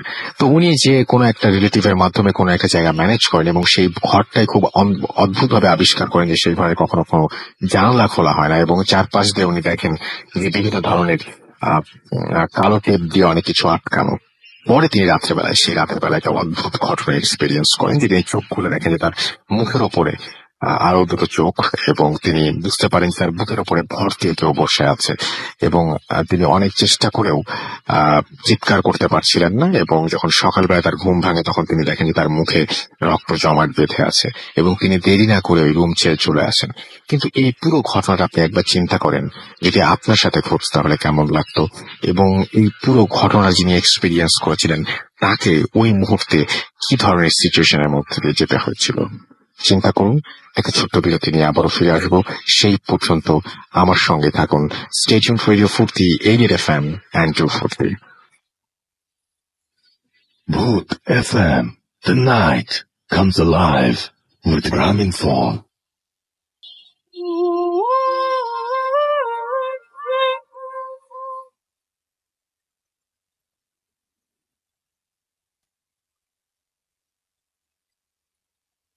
Yes, the night comes alive with Graminphone। শুনছেন সবসময় রেডিও ফুর্তি 88 FM। আমি রাসেল আছি সাথে, আমার সাথে রয়েছে মাসুম ভাই এবং আজকে কোনো অতিথি নেই, আপনারা সবাই জানেন। এবং আজকে আমার কাছে রয়েছে অনেকগুলো ইমেল এবং অনেকগুলো অডিও ক্লিপ এবং একটার পর একটা সেগুলো শুনছি। এখন আরো একবার জানিয়ে দিই, আমাদের ইমেল অ্যাড্রেস হচ্ছে bhootfm@radiofurti.fm, which is bhwtfm@radiofurti.fm। আপনার নাম, ঠিকানা, ফোন নাম্বার সহ আপনার জীবনে ঘটে যাওয়া বা আপনার জানা সেরা ঘটনা লিখে পাঠিয়ে দিন আমার কাছে। ঘটনার শুরুতে অবশ্যই উল্লেখ করুন যে ঘটনাটা আপনি স্টুডিওতে এসে শেয়ার করতে চান নাকি আপনি চান আপনার ঘটনা আমরা পড়ে শোনাই। যারা আমাদের ফেসবুকে কানেক্টেড আছেন তাদেরকে বলবো যে আমাদের যে পেজ দুটো আছে www.facebook.com/radiofurti www.bhutfm.russell এবং www.facebook.com/radio.furti এই দুটো পেজে এসে লাইক দিন, কমেন্ট করুন এবং শেয়ার করুন। তাহলে প্রচুর মানুষ জানতে পারবেন। আপনি যদি এটাতে আমাদের পোস্ট করে শেয়ার করেন তাহলে অনেক মানুষ জানতে পারবেন এবং আমাদের শুনবেন, এবং আমরা আরো অনেক অনেক দারুণ দারুণ ঘটনা তাদের কাছ থেকে পাবো এবং আপনাদেরকে উপহার দিতে পারবো। তো আমারও বেনিফিট, আপনারও ভালো লাগবে নতুন নতুন ঘটনা শুনতে। সুতরাং বুঝতেই পারছেন। তো আশা করব যে সবাই হেল্প করবেন। এখন যেটা করবো সেটা হচ্ছে অডিও ক্লিপে চলে যাব, ফিরে আসবো তারপরেই। আমার সঙ্গেই থাকুন। স্টে টিউন ফর ফুর্তি এডিট এফএম অ্যান্ড্রু ফুর্তি।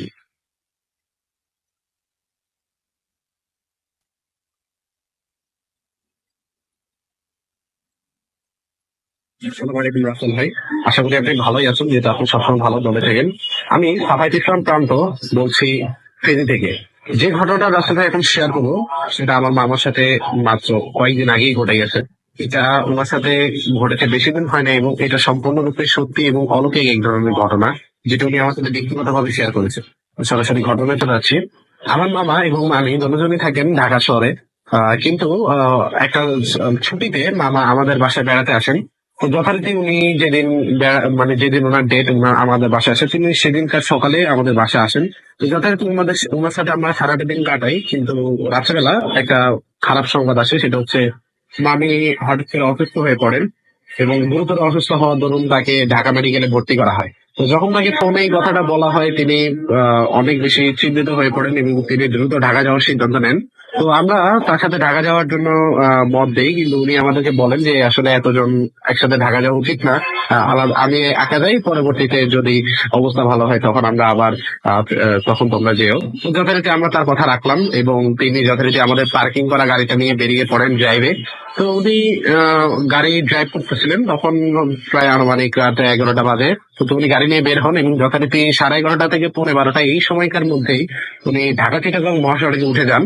যথারীতি তিনি ঢাকার উদ্দেশ্যে ড্রাইভ করা শুরু করেন 100 কিলোমিটার গতিতে। উনি যেটা বলেন যে উনি দ্রুত পৌঁছানোর জন্য 100 কিলোমিটারে গাড়ি চালাতে থাকেন, খুব দ্রুত, এবং বেশ খুব দ্রুতই উনি পার হয়ে যাচ্ছিলেন।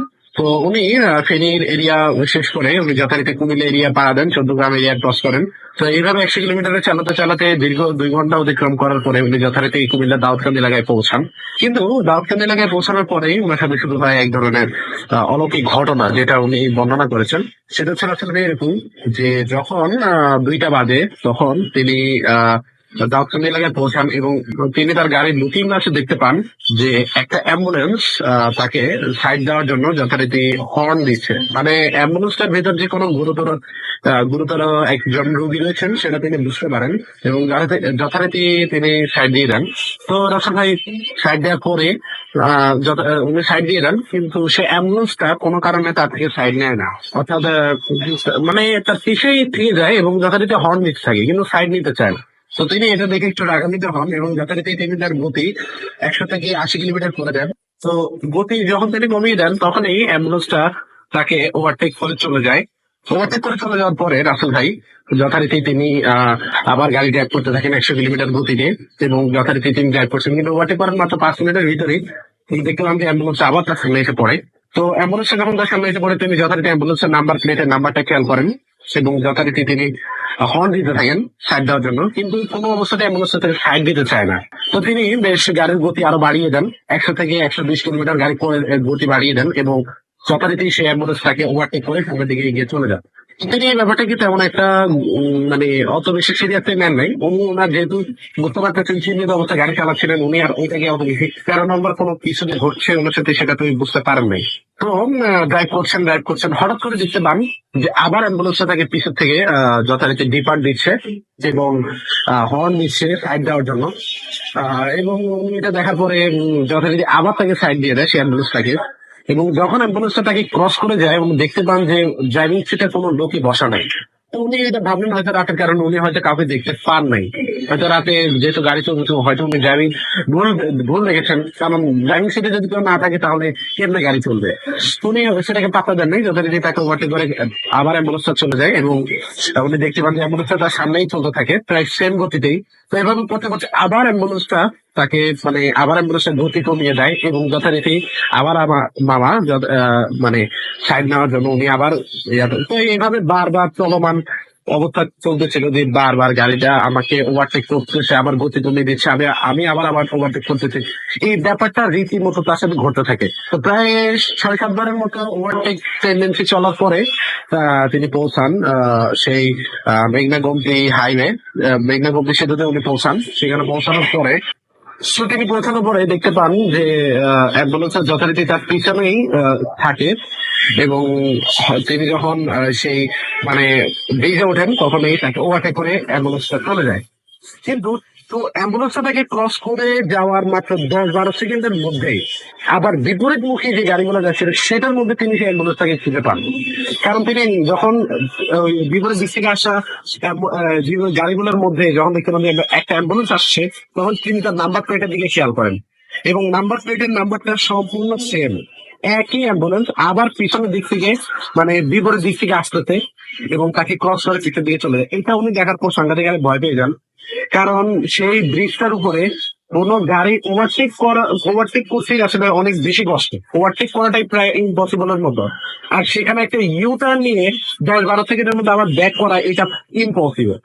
কিন্তু তিনি গাড়িটাকে দেখেন যথারীতি গাড়িগুলো মানে গাড়িটা পিছে চলে গেল, তো উনি তারপরও সেটাকে তেমন একটা গুরুত্ব না দিয়ে তিনি গাড়ি ড্রাইভ করতে থাকেন এবং যখন ব্রিজ থেকে নেমে যান তখন আবার গাড়ি সে অ্যাম্বুলেন্সে তার পিছে আবার লেগে যায়। তো এটা উনি দেখার পরে এবার একটু তার মনে ভয় হতে শুরু করে যে ব্যাপার কি, বারবার অ্যাম্বুলেন্সে। তো লাস্ট বার যখন সেটাকে সে মানে সাইড দিয়ে দেয়, সে অ্যাম্বুলেন্সটাকে মামা সাইড দিয়ে দেয়, তখন অ্যাম্বুলেন্সটাকে ক্রস করে বাম পাশে একটা খাদের মতো ছিল, সেই খাদে অ্যাম্বুলেন্সটা হঠাৎ করে পড়ে যায়। এটা দেখার পরে মামা তাকে আর সামলাতে পারে যে তিনি গাড়ির হাত ব্রেকটা কষে দাঁড়িয়ে পড়েন এবং যথারীতি সেই অ্যাম্বুলেন্সটা কোথায় পড়েছে সেটা দেখার চেষ্টা করেন। কিন্তু যখন তিনি গাড়ি থামিয়ে গাড়ি থেকে নামেন এবং খাদের দিকে তাকান, উনি কোনো কিছুকেই দেখেন নেই। অর্থাৎ কোন এই মাত্র যে কোনো গাড়ি এখান দিয়ে খাদে পড়ছে এটার কোনো চিহ্ন নাই। যেরকম ছিল আগে বা মানে একটা খাদ যেরকম থাকা দরকার ঠিক সেরকমই আছে। এখানে কোনো কিছু ঘটেছে এটা কেউই বলতে পারবে না। তো এটা উনি দেখার পরে এবার এতটাই ভয় পেয়ে যান যে উনি মানে উনি ভাবনা শুরু করেন এবং যথারীতি তখন এরকম চলমান কালে যথারীতি বুঝেনি অনেকবার চলতেছে দুইটা, তো এরকম করতে করতে প্রায় ফজরের সময় হয়ে যায়। তো যথারীতি উনি এটা দেখার পরে ভয় পান এবং আবার গাড়িতে উঠে বসেন, গাড়ির এসিটা চালিয়ে দেন এবং গাড়ি আবার 100 কিলোমিটার ড্রাইভ করতে শুরু করেন। এবার উনি বুঝতে পারেন যে ওনার সাথে প্যারানর্মাল কোনো একটা কিছু সংযোগ ঘটেছে এবং উনি এটা থেকে বের হওয়ার চেষ্টা করেন। কিন্তু আসলে যখনই তিনি আবার গাড়িটা মানে চালু করে আবার গাড়িটা চালাতে শুরু করেন, তার চালানো 10 মিনিটের মধ্যে আবার সেই অ্যাম্বুলেন্সের সেই ডাকটা তিনি শুনতে পান যে অ্যাম্বুলেন্সের সেই হর্নটা বাজতেছে, হেডলাইটের ডিপার দেখা যাচ্ছে, এটা উনি আবার দেখতে পান। এবং তিনি তখন যত সুরা মানে যত কালেমার যত যা পারতেন উনি সব পড়া শুরু করে দিলেন। এবং তখনই আছে ভাই ফজরের আজান হয়ে যায় এবং লাস্ট বার যখন ফজরের আজানটা মানে উনি শুনতে পান, তখনই আছে ভাই সেই অ্যাম্বুলেন্সটা তাকে ওভারটেক করে তার পাশাপাশি এসে ধোয়ার মতো উদা হয়ে যায়। এটা উনি দেখেন এবং দেখার পরে সাংঘাতিক হারে ভয় পেয়ে তিনি যথারীতি একটা মসজিদের সামনে গাড়িটাকে পার করেন এবং মসজিদে উজু করে তিনি নামাজ পড়েন। মূলত তিনি ইমাম সাহেবের সাথে কথা বলেন। তো ইমাম সাহেব তাকে যেটা বলে যে দাউদকান্দি এলাকায় আজকে প্রায় 10-12 বছর আগে একটা অ্যাক্সিডেন্ট ঘটে এরকম, অ্যাম্বুলেন্স যেটা আসলে খুব গুরুতর একটা রোগী নিয়ে যায় এবং কোনো কারণে সে অ্যাম্বুলেন্সটার মানে দ্রুত গতিতে যায় এবং সেটা ঢাকা পৌঁছানোর জন্য অনেকবার মানে অনেক গাড়িকে একই সাথে একই টাইমে এট টাইম সে ওভারটেক করতে থাকে এবং এক পর্যায়ে সে নিয়ন্ত্রণ হারিয়ে সে খাদে পড়ে যায়। তো যখনই কোনো ব্যক্তি আসলে একা গাড়ি ড্রাইভ করে, কাউকে সাথে না নিয়ে একা যখন ড্রাইভ করে এবং রাতের বেলা যখন সেই দাউদকান্দি এলাকাটা ক্রস করতে থাকে, তখনই অ্যাম্বুলেন্সটা দেখা সে পায়। মানে যারা সে একা থাকে তাদের সাথে এই ব্যাপারটা রীতিমতো চলতে থাকে এবং এটা ততক্ষণ পর্যন্ত সীমাবদ্ধ থাকে যতক্ষণ না সে ওই এলাকা ছাড়তেছে অথবা ফজরের সময় হয়ে যাচ্ছে, ততক্ষণ পর্যন্ত এই ঘটনাটা রীতিমতো তার সাথে চলতে থাকে। এটা উনি যখন ইমাম সাহেব থেকে জানলেন, ইমাম সাহেব থেকে বলে দিলেন যে আর যেন কোনো অবস্থাতেই রাতের বেলা এইভাবে এখানে গাড়ি নিয়ে বের না হয়, যদি বের হলেও কয়েকজনকে সাথে নিয়ে বের হওয়ার জন্য। তো রাসেল ভাই উনি যথারীতি ইমাম সাহেবের কথাগুলো বুঝতে পারেন এবং আবার গাড়ি নিয়ে উনি যথারীতি ঢাকা পৌঁছান। পৌঁছানোর পরে উনি ঢাকা মেডিকেলে যতদিন ছিলেন মামির সাথে উনি আমাদের সাথে ঘটনাটা শেয়ার করেন। কিন্তু আমাকে উনি পার্সোনালি যেহেতু আমি ভূত এবং শুনি এবং এইসব প্যারানর্মাল ব্যাপারে আমার একটু যেহেতু একটু আগ্রহ আছে, উনি এটা জানতেন, তাই উনি আমার সাথে এটা পার্সোনালি শেয়ার করেছেন। তো ওইটাই আমি বললাম আসলে আপনার সাথে। আশা করি আপনার কাছে ঘটনাটা ভালো লেগেছে এবং ভালো থাকবেন আসল ভাই। সকল লিসেনারদেরকে অসংখ্য ধন্যবাদ।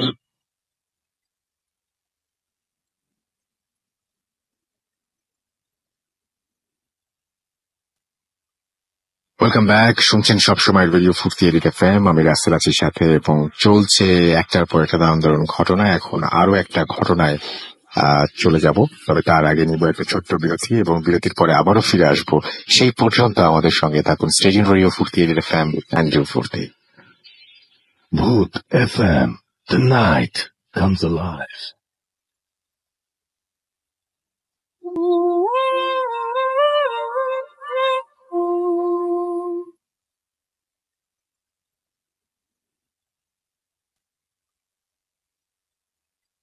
Welcome back. চমৎকার একটা অডিও ক্লিপ শুনলাম আমরা, রাইট?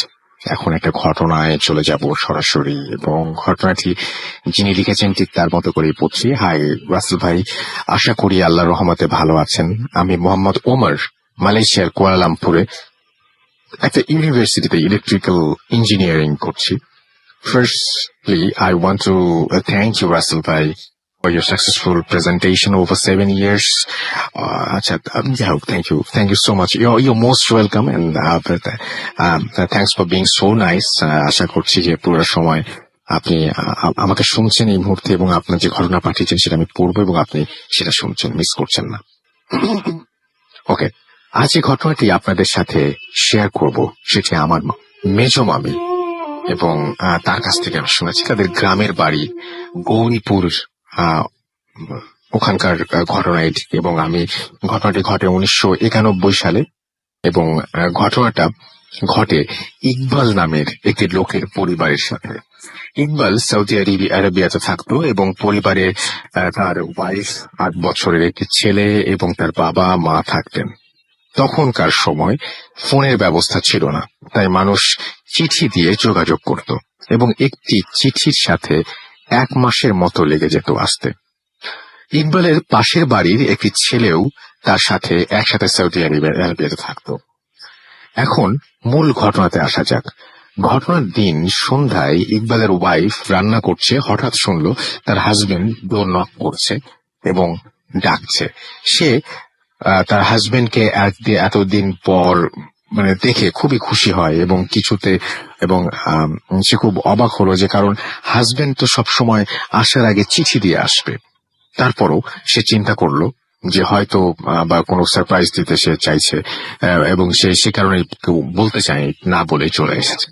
ইকবাল চলে আসাতে তার বাবা মা, তার ছেলে খুব খুশি, এবং খুব ভালো খাবারের আয়োজন করেছে তারা। জেনারেলি বিদেশ থেকে কেউ গ্রামে আসলে আশেপাশের মানুষজন বাসায় আসে এবং তার খোঁজ খবর নিতে আসে, এবং ইকবাল বলল যে তার ভালো লাগছে না, কারোর সাথে দেখা করবে না সে। এবং ইকবাল তার মাকে বলল যে মানুষদের সবাইকে চলে যেতে বলো।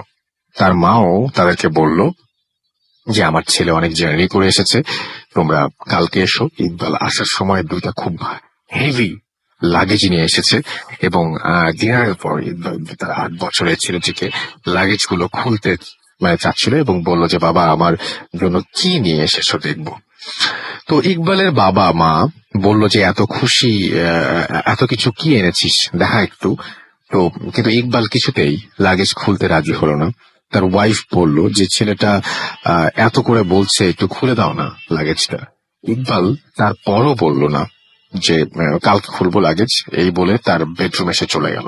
এবং ইকবালের মা এবং তার ওয়াইফ ইকবালের আচরণে চেঞ্জটা দেখতে পেল, এবং কিছু বলল না। তার ওয়াইফ তার ছেলেকে নিয়ে ঘুমাতে গেল, এবং তার হাজবেন্ডের সাথেই ঘুমাতে গেল সে।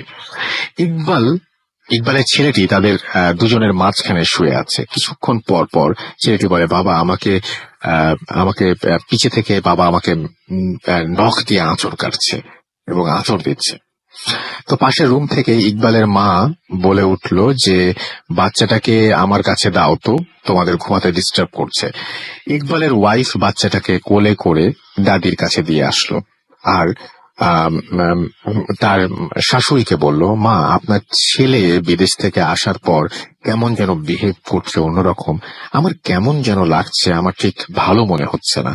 শাশুড়ি তাকে বলল যে অনেক জার্নি করে এসছে তো, তাই মনে হয় এমন করছে। ইকবালের ওয়াইফ তারপর ডোর লক করে বেডরুমে ফিরে আসলো। সকালে ইকবালের মা উঠলো এবং দেখলো যে ভালো টাইম হয়েছে, অনেক সময় হয়ে গেছে, কিন্তু এখনো তার ছেলে বা ছেলের বউ ওঠে নাই। সে ভাবলো অনেকদিন পর ছেলে এসছে এবং তাদেরকে আর ডাকার দরকার নেই। এই ভেবে সে নাস্তা রেডি করতে লাগলো। নাস্তা রেডি হতে হতে প্রায় 9টা বা 10টা বেজে গেল। গ্রামের সবাই তাড়াতাড়ি ঘুম থেকে ওঠে।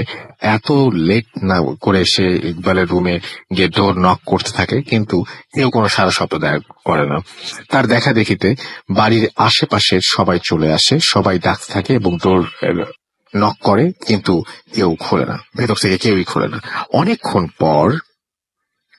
পর তারা বাধ্য হয় দরজা ভাঙতে। দরজা ভেঙে দেখলো যে রুমে কেউ নেই। তারা আশেপাশে খুঁজতে থাকলো, কিন্তু কোথাও তার ছেলে বা ওয়াইফের খোঁজ পাওয়া যায় না।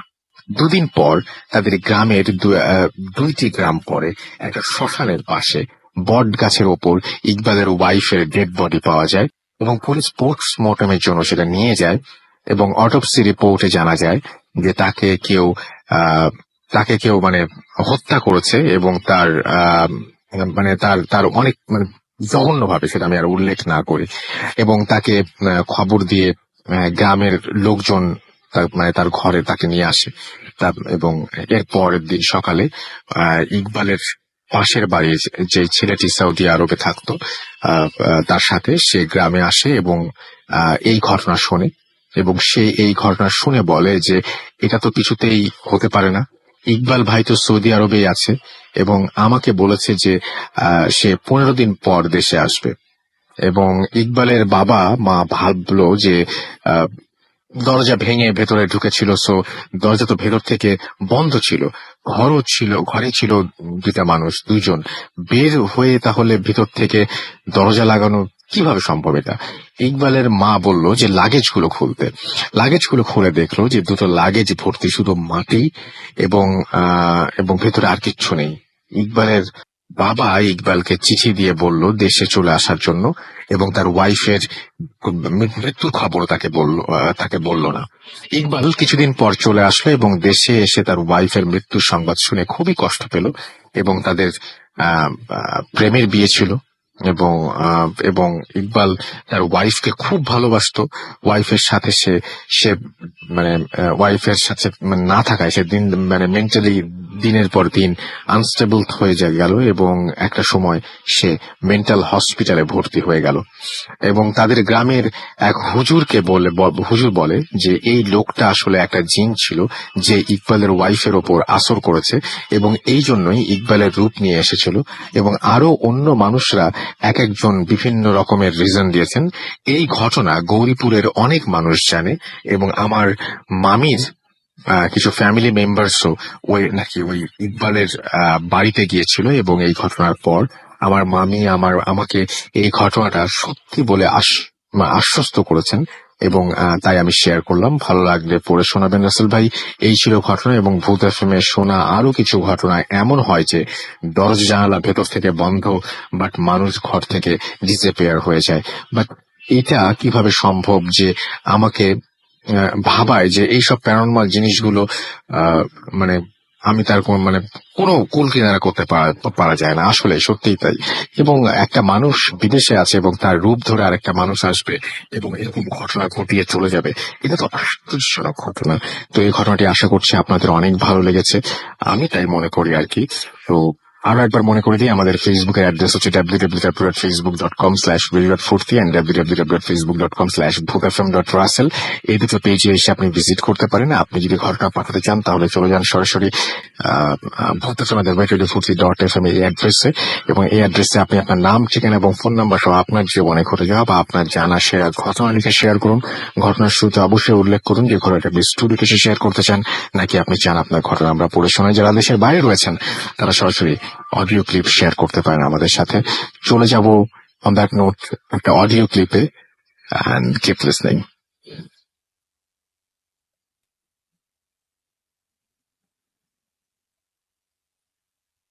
আসসালামু আলাইকুম রাসেল ভাই, আমি এবং সমস্ত ভূত এফএম টিমকে আমার অভিনন্দন। আমি ঢাকা থেকে বলছি, কিছু সঙ্গত কারণে নাম প্রকাশ করতে চাচ্ছি না। বর্তমানে স্টুডিওতে আসা সম্ভব নয়, তাই মেইল করলাম। আমি এখন যে ঘটনাটি বলবো, ঘটনাটির সাথে জানুয়ারি মাসের শেষ শুক্রবার ভূত এফএম একটি ঘটনা বলেছিলেন একজন, সেই ঘটনাটির একটু মিল রয়েছে। আমি বলছি না দুটি ঘটনা সম্পর্কিত, আমি শুধু বলছি একটু মিল রয়েছে। আমি যখন ঘটনাটি বলবো আসলে ধরতে বা কোথায় মিলটা রয়েছে।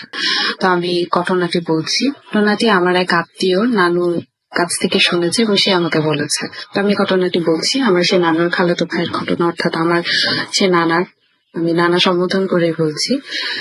উনি আর্থিকভাবে বেশ সচ্ছল ছিলেন, তাদের বেশ জমি জমা ছিল, 4-5টা গরু ছিল এবং পৈতৃক ভাবে বেশ বড় একটা বাড়ি পেয়েছিলেন। তো উনাদের বেশ ভালোভাবেই দিন যাচ্ছিল। তো ওনার স্ত্রী গরুগুলোকে দেখাশোনা করতেন এবং প্রতিদিন দুধ দুইয়ে একটি পাত্রে রাখতেন এবং আমার সে নানা কিন্তু সকালবেলা কাজ সেরে বা তার নির্দিষ্ট কাজগুলো শেষ করে জমি জামা বা যাবতীয় যাই থাকুক না কেন সেটা শেষ করে সে দুধের পাত্রটাকে নিয়ে বিভিন্ন জায়গায় দিতেন। কোনো কোনো জায়গায় সেটা বিক্রি করতেন, কোনো কোনো জায়গায় এমনিতেও দিতেন। এভাবেই তাদের দিন চলছিল। তো একদিন সে নানা যখন আসেন বাসায় দুপুরের খাবার খেয়ে যখন বের হবেন, উনি দুধের পাত্রটা আনতে গিয়ে দেখেন দুধের পাত্রে কোনো দুধ নেই। তো ওনার স্ত্রী সে সময় সন্তান সম্ভবা ছিলেন। তো উনি ব্যাপারটা খুব স্বাভাবিক ভাবে নেন এবং ধরে নেন যে উনি ভুলে গেছেন। তো পরদিন একই ঘটনা ঘটে। তো উনি ওনার স্ত্রীকে বলেন, তুমি বেশি অসুস্থ কিনা, ঠিকভাবে করতে পারছো না বা কোনো সমস্যা হচ্ছে কিনা। তো ওনার স্ত্রী খুব অবাক হয়ে বলেন, আমি তো কতদিনও দুধ দুইয়ে রেখেছিলাম, আজকেও করেছি। তো উনি ওনাকে আর স্ট্রেস দেন না, খুব স্বাভাবিক ভাবে বলেন যে আচ্ছা ঠিক আছে, হয়তো কেউ নিয়ে গেছে বা আমি একজনকে বলেছিলাম নিয়ে যেতে, আমি ভুলে গেছি। উনি আর ওনাকে স্ট্রেস দেন না। তো তৃতীয় দিন তার স্ত্রী রাতে তাকে জিজ্ঞেস করেন, আমি তো জিজ্ঞেস করতে ভুলে গেছি, আজকে কোনো সমস্যা হচ্ছিল, পেয়েছিলে তো, পাত্রে দুধ ছিল তো। তো ওনার স্বামী আসলে ওই দিনও ছিল না। তো ওনার স্বামী বলেন হ্যাঁ আমি পেয়েছি। তো ওনার স্ত্রী একে তো সন্তান সম্ভব ছিলেন, বেশ বড় বাড়ি ছিল তাদের, আর ছোট্ট একটা ছেলে ছিল তাদের, আর তিনি ছিল না। আর ওনাদের একটা হেল্পিং হ্যান্ড ছিল, আমার ওই নানার চাচি খুব সম্ভবত উনি থাকতেন। উনিও বয়স্ক ছিলেন কিন্তু সাহায্য করতেন, ওনার স্ত্রীর সাথে সর্বক্ষণ থাকতেন। তো এত কিছু আসলে টেক কেয়ার করা এই দুজনের পক্ষে সম্ভব ছিল না। তো আমার নানা সিদ্ধান্ত নেন যে উনি একদিন বাড়িতে থেকে পুরো ব্যাপারটা পর্যবেক্ষণ করবেন। তো উনি এই ব্যাপারে ওনার স্ত্রীকে বা ওনার চাচিকে কাউকে কিছু বলেন না। উনি সকালবেলা প্রতিদিনের মতো কাজে বেরিয়ে যান এবং একটু পরে চুপ করে বাড়িতে আড়াল হয়ে ঢুকে বসে থাকেন। এমন জায়গায় বসেন যেখান থেকে সে বাড়ির দুয়ারটা, রান্নাঘর, গোয়াল ঘর, বাড়িতে ঢুকার বের হওয়ার রাস্তা, মানে এগুলো দেখা যায়। এরকম একটা জায়গায় সে থাকেন আড়াল হয়ে। তো ওনার স্ত্রী প্রতিদিনের মতো কাজ করেন, গরুকে গোসল করান, দুধ দুইয়ে একটি পাত্রে দুধ রেখে নিজেও গোসল করেন, গোসল করে বিশ্রাম নিতে ভিতরে চলে যান। তো উনি দেখেন দুপুর নাগাদ একটি সাপ রান্নাঘরের দিকে যাচ্ছে। উনি সাপটার পিছু নিয়ে দেখতে পারেন সাপটার পাত্র থেকে দুধ খাচ্ছে। তো উনি ঘটনাটা বুঝে ফেলেন বা হয়তো এরকমই হয়ে আসছিল দেখে সে এসে দুধ পাচ্ছিল না। তো তিনি হাতের কাছে যা পান সেটি দিয়ে সাপকে আঘাত করেন এবং সাপটাকে মেরে ফেলেন। তো এইসব ঘটনা আর উনি আর ওনার স্ত্রীকে বলেন না, একা থাকেন বাসায়, সাপ আসবে শুনে হয়তো ভয় পাবে, তাই মানে কোনো একটা কারণে উনি বলেন না। পরের দিন ফজরের নামাজ পড়তে আমার সে নানা উঠেন এবং যখন সে নামাজে যায় তখন তার সামনে একটি সাদা পাঞ্জাবি পরা লোক আসেন এবং বলে, এখানে একটি জানাজা হবে, আপনি কে জানাজায় সামিল হতে হবে। তো আমার সে নানা কোনো কিছু না ভেবেই রাজি হয়ে যায় সে জানাজায় সামিল হবার জন্য। তো যখন সে জানাজায় আদায় করেন, আদায়ের পর লাশের খাটিয়া দেখে বুঝতে পারেন এটা খুব ছোট্ট একটা ছেলের লাশ, সর্বোচ্চ 10 বছর হবে। উনি জিজ্ঞেস করেন ওই লোকটিকে কোথায় মারা গেছে ছেলেটি। তো যাকে জিজ্ঞেস করেন উনি ছেলের বাবা ছিল, ওই লোকটি যে লোকটি ওনাকে ডেকে নিয়ে আসে। তো ছেলের বাবা বলে ওর পা কেটে ফেলা হয়েছে। তো এবং তিনি আরো বলেন ওকে তুমি মেরেছো। তো আমার সে নানা হতভম্ব হয়েছে, কি বলছি না আমি মেরেছি। তো ওই ছেলেটির বাবা খুবই ঠান্ডা মাথায়, মানে কোনো চিৎকার চেঁচামেচি না, খুব ঠান্ডা মাথায় বলে, আজকে সকালে যে সাপটির পা তুমি কেটে ফেলেছিলে এটা সেই ছেলে, যে সাপের পা কেটে তুমি সাপটিকে মেরে ফেলেছিল। উনি কিন্তু সাপের লেজ বলে না, সাপের পা বলে। তারপর আমার ওই নানার কিচ্ছু মনে নেই, উনি সম্ভবত অজ্ঞান হয়ে যান। পরের দিন সকালে যখন সবাই তাকে ধরাধরি করে বাড়িতে নিয়ে আসে, তখন সে ঘটনাটি শুধুমাত্র তার স্ত্রীকে বলে, আর কাউকে বলে না। তখন তারা এক নিকটস্থ হুজুরের কাছে জানাবে, সমস্ত ঘটনা বলেন এবং তওবা এবং যাবতীয় যা কিছু আছে। আসলে এই ঘটনাটা তো ইচ্ছে করে করা না, তারা তো সাপ ভেবে মেরে ফেলে, কিন্তু এটা তো এরকম ভাবে তারা বুঝতে পারে নাই। তো যাবতীয় সবকিছু করার পর ঘটনাটা যদি এখানেই শেষ হয়ে যেত তাহলে ভালো হতো, কিন্তু পরবর্তীতে আমার সে নানার স্ত্রী 4টি সন্তান জন্ম দেয়। 4টি সন্তানেরই পা ছিল না, নিচের অংশ ছিল না, উপরের অংশটুকু ছিল, পা দুটো পাই ছিল না, এবং বাচ্চাগুলো 15 থেকে 20 দিনের মধ্যেই মারা যায়, 4টা বাচ্চাই। এবং তার যে একটা ছেলে ছিল, ওই ছেলেটা একদিন খেলতে গিয়ে গাছের উপর থেকে পড়ে পা ভেঙে ফেলে এবং পা সেও সপ্তাহখানিকের মধ্যে মারা যায়। আমার সে নানার স্ত্রী তার 6ষ্ঠ সন্তান জন্ম দেওয়ার সময় সন্তানকে গর্ভে নিয়েই মৃত্যুবরণ করে। এবং আমার যে নানা, যিনি সাপটিকে মেরে ফেলেছিলেন, উনি খুব অল্প বয়সে, আমার নানু সঠিকভাবে বয়সটা বলতে পারছে না, কিন্তু খুব অল্প বয়সে প্যারালাইসিস হয়ে যান। ওর উপরের অংশ একদম ঠিক ছিল, শুধু পা দুটো প্যারালাইজ। এবং বেশ কিছুদিন বিছানায় থাকার পর, প্রায় 25 বছর হবে এরকমই হবে, বিছানায় থাকার পর তিনিও মৃত্যুবরণ করেন। এবং তার কোনো ভাই ছিল না, ফলে তাদের আমার সেই নানার কোনো বংশধর নেই এবং তাদের বংশটা বিলুপ্ত হয়ে গেছে। আমার সেই নানু আছে, আর তাদের বংশে আর এখন কেউ নেই। এই ছিল আমার ঘটনা রাসেল ভাই। যদি ভালো লাগে অবশ্যই পড়ে শোনাবেন। আমি ভূত এফএমের অনেক বড় একজন ফ্যান। নিয়মিত না শুনলেও ডাউনলোড করে শোনা হয়। এবং এই ছিল আমার ঘটনা।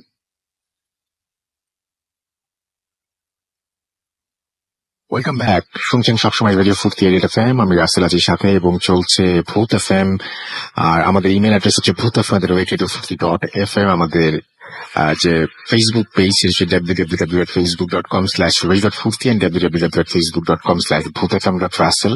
এই দুটো অ্যাড্রেসে গেলেই আপনি পেয়ে যাবেন এবং আপনি ইনবক্স করতে পারেন। এবং আমাদের যে ভূত এফএম পেজ রয়েছে, সেই পেজে একটা জায়গায় আপনি দেখবেন যে মেইল করার একটা অপশন রয়েছে, সেখান থেকে আপনি সরাসরি আমাকে ইমেইলও করতে পারেন। যাই হোক, কথা না বাড়িয়ে চলে যাব বিরতিতে, এবং বিরতির পরে আবারও ফিরে আসবো। সেই পর্যন্ত আমার সঙ্গেই থাকুন। স্টে টিউনড ফর রেডিও ফুর্তি এফএম এন্ড রেডিও ফুর্তি Comes alive.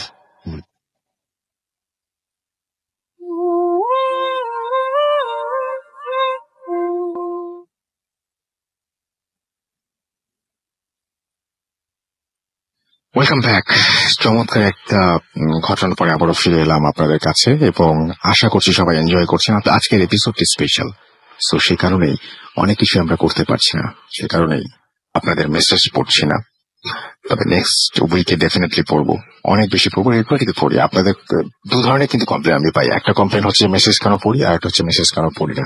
সো আমি মাঝামাঝি থাকি গা বাঁচাতে, এবং আমি সবসময় যেটা করি সেটা হচ্ছে যে মেসেজ পড়ি, আবার ঘটনাও পড়ি, আবার ঘটনা পড়ি। সবকিছু নিজেই একটা সবকিছু ব্যালেন্স করার চেষ্টা করি আর কি। জানি না আপনাদের কেমন লাগে, নিশ্চয়ই ভালো লাগে। আর না হলে এতদিন হয়তো সময় সাথে থাকতেন না।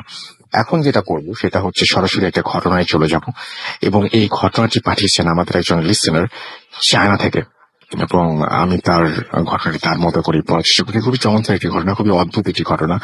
খুব মন দিয়ে শুনবেন, পারলে চোখ বন্ধ করে শুনবেন। হ্যালো রাসেল ভাই, আশা করি সব সময়ের মতো ভালো আছেন। আমি তানভীর হোসেন রিদম। আমি বর্তমানে চীনের ইয়াংঝ সিটির একটি ইউনিভার্সিটিতে পড়াশোনা করছি। আমার কথা না বাড়িয়ে আমি ঘটনায় চলে যাই। দিনটি ছিল 2018 সালের 1 জানুয়ারি, 1 জানুয়ারি, নিউ ইয়ারতে। ভার্সিটিতে নিউ ইয়ার প্রোগ্রাম চলছিল। আমরা কয়েকজন বাঙালি ছাত্রছাত্রী ছিলাম, তারা সবাই সকাল সকাল ভার্সিটির বিভিন্ন প্রোগ্রামে অংশ নিচ্ছিলাম। প্রোগ্রাম চলবে রাত 9টা পর্যন্ত, সেটা সবাইকে আগেই জানিয়ে দেওয়া হয়েছিল।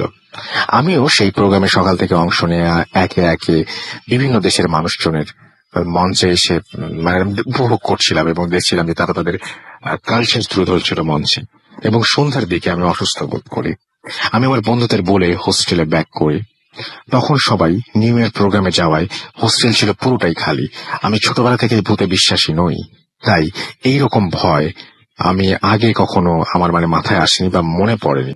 আমি চটপট ঢুকলাম এবং হাত মুখ ধুয়ে ফ্রেশ হয়ে খাটে শুয়ে পড়ি। কতক্ষণ শুয়েছিলাম বলতে পারবো না। হঠাৎ রুমের দরজায় কেউ কড়া নাড়লো। আমি ভাবলাম আমার রুমমেট এসেছে হয়তো। এইভাবে আমি দরজাটা খুললাম এবং বাইরে দেখলাম যে কেউ নেই। আমি ব্যাপারটা সিরিয়াসলি নিলাম না। আবার দরজা বন্ধ করে শুয়ে পড়লাম। কিছুক্ষণ পর আবার একই ঘটনা, দরজায় কেউ নক করছে। আমি এবার ভীষণ বিরক্ত এবং বিরক্ত হয়ে দরজা খুললাম। দেখলাম একজন চাইনিজ মেয়ে দাঁড়িয়ে আছে, বয়স 18-19 হবে।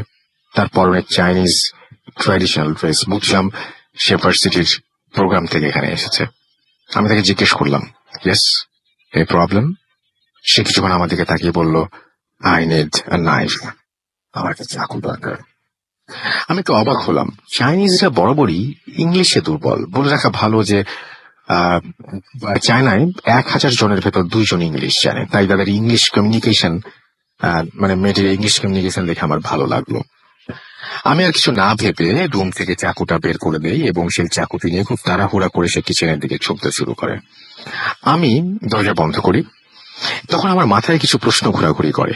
আমাদের এই হোস্টেলটা ছিল বিদেশিদের জন্য, কোন চাইনিজরা এখানে অ্যালাউড না, সুতরাং তার ঢোকার কথা না। আর পাশে এই চাইনিজ হোস্টেল থাকতে সে কেন এই হোস্টেলে এসে আমার কাছে চাকু চাইলো? প্রশ্নগুলি বারবার মাথায় আসছিল। আমি কৌতূহলী হয়ে আবার দরজা খুলে কিচেন রুমের দিকে যাই। কিচেন রুমে ঢুকেই আমি যা দেখি তা দেখে আমার জীবনের সবচেয়ে জঘন্য জিনিস দেখার মধ্যে একটা, এবং আমি সেটা দেখার জন্য মোটেও প্রস্তুত ছিলাম না।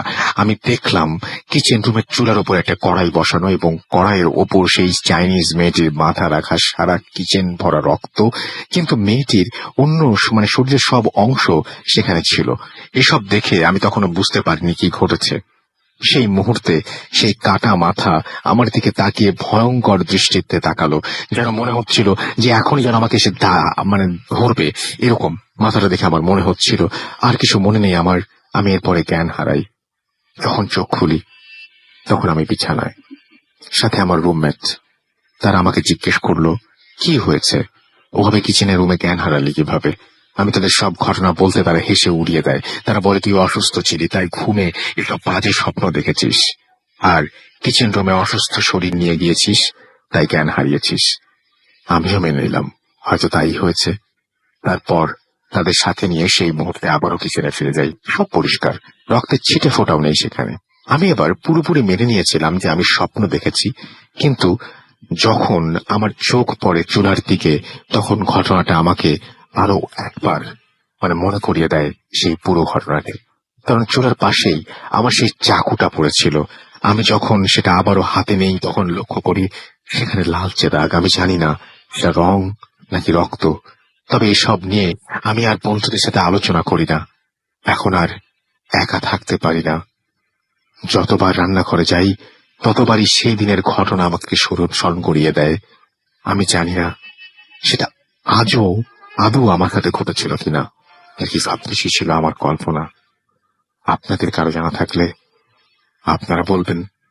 ধন্যবাদ সবাইকে, ভালো থাকবেন। তো এই ছিল ঘটনা, এবং এই ঘটনার পরে আমরা সরাসরি যেটা করবো সেটা হচ্ছে আরো একটা অডিও ক্লিপে যাব, এবং তার মাঝখানে জানিয়ে দিই যদি আপনি আমাকে ইমেল করতে চান তাহলে আমাদের ইমেল অ্যাড্রেস হচ্ছে bhutfm@radio50.fm, which is bhwtfm@radio4j.fm। আপনার নাম, ঠিকানা এবং ফোন নাম্বার সহ আপনার জীবনে ঘটে যাওয়া বা আপনার জানা সেরা ঘটনা লিখে পাঠিয়ে দিন আমাদের কাছে। ঘটনার শুরুতে অবশ্যই উল্লেখ করুন যে ঘটনাটা আপনি স্টুডিওতে শেয়ার করতে চান, নাকি আপনি চান আপনার ঘটনা আমরা পড়ে শোনাই। যারা দেশের বাইরে রয়েছেন তারা সরাসরি অডিও ক্লিপ শেয়ার করতে পারেন আমাদের সাথে, অথবা লিখেও পাঠাতে পারেন আপনার ঘটনাটি। আর যারা আমাদের মানে নেক্সট উইকের গেস্ট হতে চান তারা কিন্তু এই উইকের মধ্যেই অ্যাজ সুন অ্যাজ পসিবল আপনাদের ঘটনা লিখে পাঠান, এবং আশা করছি যে আপনাদের পাঠানো ঘটনা থেকে অনেকেই সিলেক্টেড হবেন এবং এইখানে এসে আপনার লাইফের এক্সপিরিয়েন্স শেয়ার করবেন পুরো পৃথিবীর সাথে। আপনি বলবেন, শুনবে পুরো পৃথিবী। ভূত এফএম লিসেনাররা পুরো পৃথিবী ছড়িয়ে আছেন। একটু আগে যে ইমেলটা পড়ছিলাম সেটা চায়না থেকে এসছে। এরকম বিভিন্ন জায়গার ইমেল কিন্তু আজকে এসছে। তার আগে মনে হয় মালয়েশিয়ার একটা পড়লাম, তাই না? তো এই হচ্ছে ব্যাপার। তো এখন যেটা করব সেটা হচ্ছে যে সরাসরি একটা অডিও ক্লিপে যাব। তার আগে আরেকটু ফেসবুক লিঙ্কটা বলে দিই, www.facebook.com/radio.40 and www.facebook.com/bhutfm.russell। এখন চলে যাচ্ছে একটা audio ক্লিপে। Stay tuned for Radio 40 FM and Radio 40।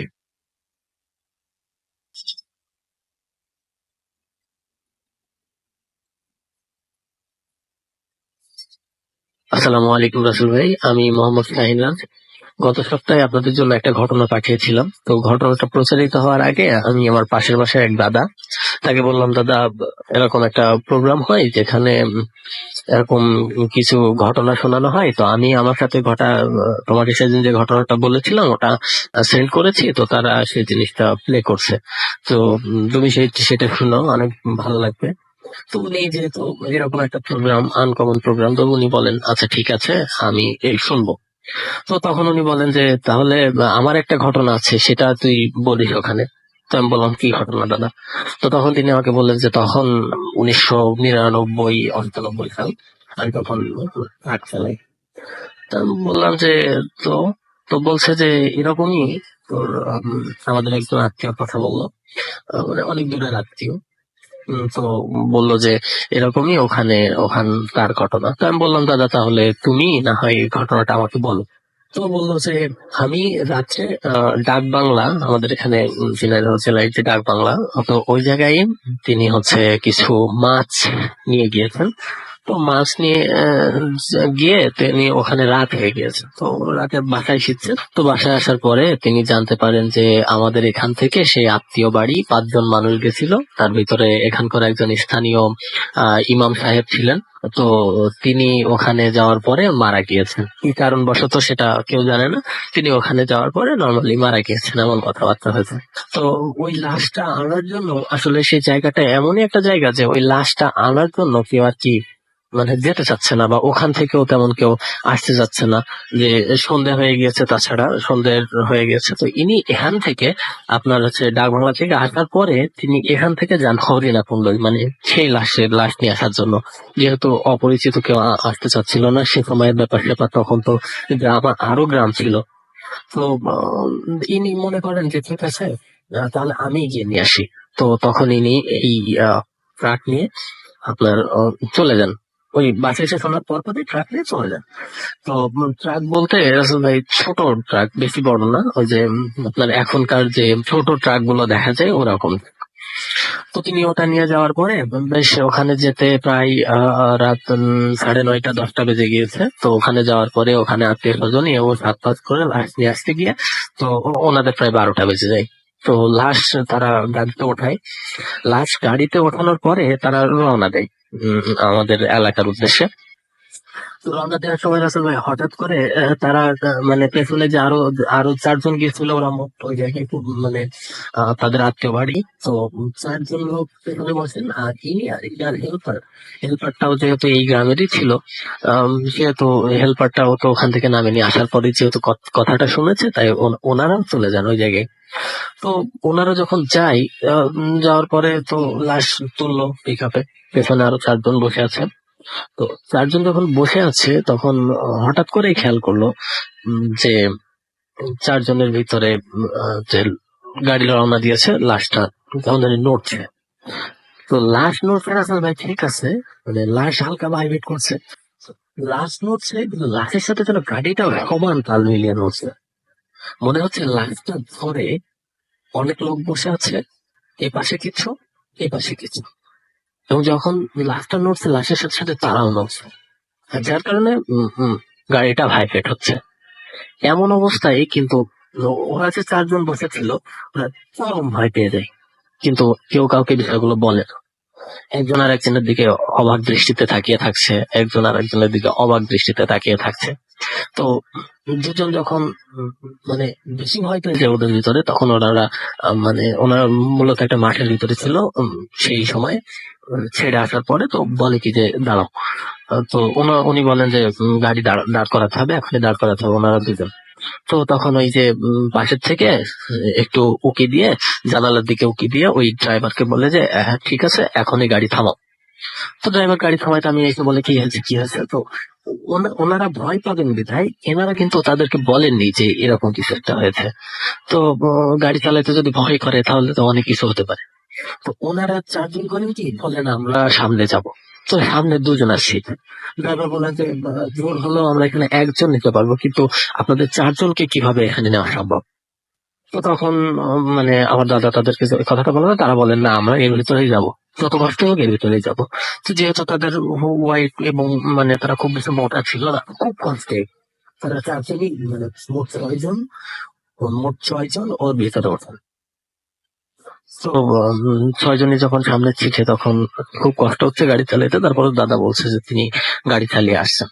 তো ওই লাশের ভাইব্রেটটা কিন্তু চলছে, ভাইব্রেটটা চলছে, মানে ভাইব্রেট হয়ে যাচ্ছে এরকম। এক পর্যায়ে দাদা বারবার বলছেন যে কি হয়েছে, পেছনে এরকম হচ্ছে কেন, তোমরা লাশ দিয়ে আসলে কেন? দাদার কথায় কান্না দিয়ে ওনারা 4 জন নিজেদের ভিতরে অন্য বিষয় নিয়ে আলাপ করছে, যাতে দাদার গাড়ি চালাইতে কোনো সমস্যা না হয়, তিনি যেন ভয় না পান। কারণ তিনি ভয় পাইলে তো সমস্যা, যেহেতু তিনি গাড়ি কন্ট্রোল করছেন। এমন সময় ওই মানে লাশটা চলে ঝাঁকি দিয়ে ওঠে। যখন লাশটা চলে ঝাঁকি দিয়ে ওঠে তখন দাদা চিৎকার করে সাথে সাথে। তো দাদা বলে কি যে দেখো তো পেছনে লাশ আছে কি? ওনারা বলেন হ্যাঁ হ্যাঁ লাশ আছে। ওনারা কেউ দেখতে যাওয়ার সাহস পাচ্ছেন। তখন ওনার পাশে যে হেল্পার ছিল উনি তো ওই বিষয়টা অত কিছু জানে না, উনি বলে ঠিক আছে আমি যাচ্ছি। পেছনে গিয়ে দেখেন আসলে লাশ নেই। নেই তো নেই। তো ওনারা বিশাল ভয় পেয়ে যান, লাশ নেই, এখন কি হবে? ওনার চারিপাশে লাইট মেরে খোঁজাখুঁজি করেন, প্রচুর এদিকে ওদিকে অনেক লোক মিলে যান। ওনারা যে কয়জন ছিল ওনারা সবাই মিলে এক একদিকে যান, যে কিন্তু লাশের কোনো রাসেল ভাই খোঁজ ওনারা পায় না। তো এমন অবস্থায় ওনারা মানে এতটাই ভয় পেয়ে যান যে ওনারা এক সময় ভাবেন যে না এখন আমাদের বাসায় চলে যেতে হবে। তো তারপর চলে আসছে, আসার সময় একজন ডান পাশে দেখতে পাই মানে অনেক জঙ্গল মতো, তো তো মাঠের ভিতরে তো দেখে ডান পাশে বেশ একটু দূরে, তাও প্রায় 20-30 মিটার দূরে একটা কোরআন পড়ার মতো শব্দ হচ্ছে। তো তখন কোন একটা সূরা পড়ার মতো যখন শব্দ হচ্ছে তখন ওই একজন ওই তাদের এই 3 ব্যাটারি টর্চটা ওদিকে মারেন। তো যখন মারেন তখন তিনি দেখতে পান যে ওখানে একটা সাদা মানে কিছু পরিহিত কিছু একটা পড়ে আছে। তো ওনারা সেখানে একটু রিস্ক নিয়ে ভয়ে ভয়ে ওখানে যান। গিয়ে দেখেন ওখানে প্রখর পরিমাণে আতরের বাসনা আসছে। চারিদিকে মানে এই পাশে ও পাশে মনে হচ্ছে যে অনেকগুলো মানুষের পায়ের ছাপ, আর ইমাম সাহেব মাঝামাঝি শায়িত, যেমনটা একটা মানুষের জানাজাই হয়ে থাকে আর কি। তো তারপরে ওনারা ওখানে ভয় পান খুব, কি করবে কিছু বুঝতে পারে না। গাড়ি এত দূর, লাশ এত দূর, এটা কি করে সম্ভব? তো রাসেল ভাই তারপরে ওনাকে ওখান থেকে ওনারা কালেমা পড়তে পড়তে ওখান থেকে গাড়িতে ওঠান, এবং অনেক কষ্টে রাসেল ভাই সে রাতে অনেক আস্তে গাড়ি চালিয়ে অনেক কষ্টে বাসায় ফিরে আসেন। তো তখন বাসায় আসা পর্যন্ত আর কোনো সমস্যা হয়নি।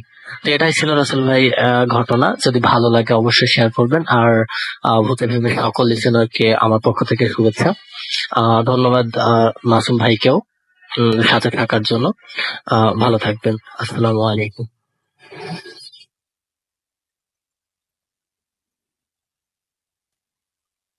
Yes, the night comes alive with priming phone শুনছেন সবসময় রেডিও ফুড ক্রিয়েটেড এফএম। আমি ইয়াসির আছির সাথে, এবং আজকে শেষ ঘটনাটি সেটি হচ্ছে সোহানুর রহমান অনন্তর ঘটনা, এবং তার ঘটনাটি আমি পড়ে শোনাচ্ছি। হ্যাঁ রাসেল ভাই সালাম নেবেন। আমি সোহানুর রহমান অনন্ত। ভূত এফএমের আজ যে ঘটনাটি শেয়ার করবো সেটা চাঁদপুরে আমার গ্রামের একটি ঘটনা। ঘটনাটি শেয়ার করার আগে সবাইকে একটা কথাই বলবো, বিশ্বাস করা না করা পুরোপুরি আপনাদের ব্যাপার, কারণ ঘটনাটি যার সাথে ঘটে সেটা সাক্ষী হয়ে থাকে। রাসেল ভাই, এটা আমাদের গ্রামে প্রচলিত একটা ঘটনা। ইমেলটা যদি ভালো লাগে তাহলে পড়ে শোনাবেন। ঘটনাটি 1985 সালে ঘটেছিল, এবং এই ঘটনাটি আমাদের গ্রামের লোকমান নামে একটা ছেলে ছিল, এবং গ্রামের বাড়িতে একটা কবরস্থান থাকে, এটা সবাই জানে। তেমনি লোকমানের বাড়িতে যাওয়ার সময় একটা কবরস্থান পার হতে হতো, এবং এটাই ছিল তাদের রাস্তা। কবরস্থানটি অনেক দিনের পুরনো। এক রাতে লোকমান বাড়ি ফিরছিল, সে খুব সাহসী ছিল। সেদিন অমাবস্যা হওয়ার কারণে কবরস্থানের ভেতরে বেশ অন্ধকার ছিল, এতটাই অন্ধকার ছিল যে 1 হাত দূরের জিনিসও দেখা যাচ্ছিল না।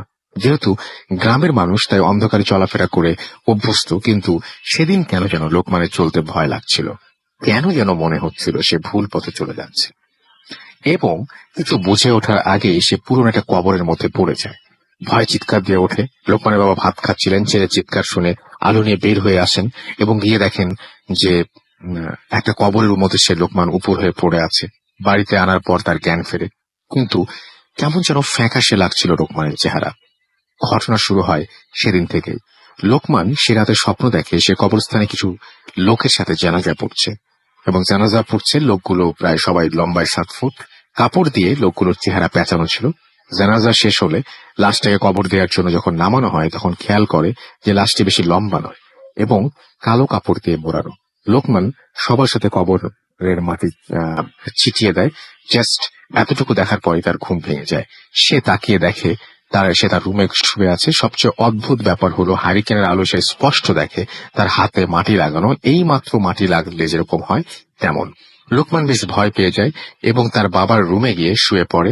পরের দিন রাতেও একই ঘটনা স্বপ্নে দেখে। কবরস্থানের লোকজন লোকের জানাজার সাথে একটা লাশ কবরে শোয়াচ্ছে। লাশটা আগের স্বপ্ন দেখা লাশের মতো একই সাইজ, কালো কাপড়ে মোড়ানো। সেটাতেও তার ঘুম ভেঙে যায় এবং সে হাতে মাটি লাগানো অবস্থায় ঘুম থেকে ওঠে। এবার সব কথা সে তার বাবা মাকে খুলে বলে, কিন্তু কেউ বিশ্বাস করতে চায় না। সেটাতেই সে স্বপ্ন শুনতে পায় কে যেন তাকে বলছে, এই কথা তুই কাউকে বলবি না। তারপর থেকে একই ঘটনা তার সাথে ঘটতে থাকে। প্রতিদিন রাতে সে দেখতে পায় সেই জানাজা আর কবরের দেওয়ার দৃশ্য আর হাতে মাটি লাগানো। প্রতিদিন তার বাবা মা তার হাতে মাটি লাগানো দেখে অবশেষে তাকে একটা হুজুরের কাছে নিয়ে যায়। সব শুনে হুজুর বলেন, খুব খারাপ কিছু একটা লোকমানের পিছু নিয়েছে। তিনি লোকমানের হাতে একটা তাবিজ দেন এবং কিছু নিয়ম মেনে চলতে বলেন। সেদিন রাতে লোকমান শুনতে পায় কে যেন বলছে, তোকে না বলেছিলাম, শুনলি না, এবার তাহলে দেখ তোর কি হয়। এভাবে অনেক দিন কেটে যায়। একদিন রাতে লোকমান ও তার চাচাতো ভাই মাহফিল শুনে বাসায় আসছিল। তখন রাত প্রায় 1টা বাজে। তারা একটি বিলের মাছ দিয়ে যাচ্ছিল। হঠাৎ লোকমানের চাচা অসুস্থ হয়ে পড়েন এবং মাঠের মাঝখানে বসে পড়েন। শীতের রাত ছিল, তখন লোকালয় ছিল মাঠ থেকে অনেক দূরে। লোকমান কোনো উপায় না পেয়ে চাচাতো ভাইকে বলল, তুই চাচার কাছে থাক, আমি দেখি কাউকে ডেকে আনতে পারি কিনা। সে এরপর হাঁটতে শুরু করে। অন্ধকার রাত, কোথাও কেউ নেই। হঠাৎ লোকমান দেখতে পায় দূরে এক লোক দাঁড়িয়ে আছে এবং একটু কাছে যেতেই লোকগুলো দেখে যে জানাজা পড়ছে। লোকমান ভয় পেয়ে যায়। এই মাঠের মাঝখানে জানাজা পড়ছে কারা? তারপরও সাহস করে এগিয়ে যায় এবং যা দেখতে পায় তা সে কল্পনাও করেনি। দেখে স্বপ্নে দেখা সেই মানুষটির জানাজা হচ্ছে। তার মুখ সাদা কাপড় দিয়ে পেঁচানো। একজন লোকমানের দিকে তাকিয়ে বলে, তোকে বারণ করেছিলাম, শুনিসনি, আজ তোকে জানাজা পড়াবো। এই কথা শোনার পর লোকমান ভয়ে পেছন দিকে ছুটতে থাকে এবং সে শুনতে পায় লোকগুলো তার পিছনে ছুটে আসছে। মাঠের মাঝখানে অবস্থিত কারেন্টের খাম্বার সাথে ধাক্কা খেয়ে সে পড়ে যায় এবং তারপরে তার আর কিছু মনে নেই। যখন তার জ্ঞান ফেরে সে দেখতে পায় মাঠের মাঝখানে পড়ে আছে। ভোর হয়ে গেছে। উঠে দাঁড়াতেই কিছু লোক তার দিকে হেঁটে আসছে দেখতে পায় এবং জানতে চায় সে কোত্থেকে এসছে। লোকমান তার পরিচয় বলে এবং জানতে চায় চাচা অসুস্থ হয়ে পড়েছিল। লোকগুলো বলে রাতে অসুস্থ হয়ে পড়ায় তার চাচা নাকি মারা গেছে এবং মাহফিল থেকে ফেরত অন্য মানুষগুলো মাঠের মাঝখানে তার লোকমানের চাচা এবং চাচা ভাইকে পায়। ততক্ষণে চাচা মারা গেছে এবং পরে লাশ সহ তাদের গ্রামে নিয়ে যায় এবং লোকমান গ্রামে যায় এবং রাতে ঘটা সবকিছু বলে।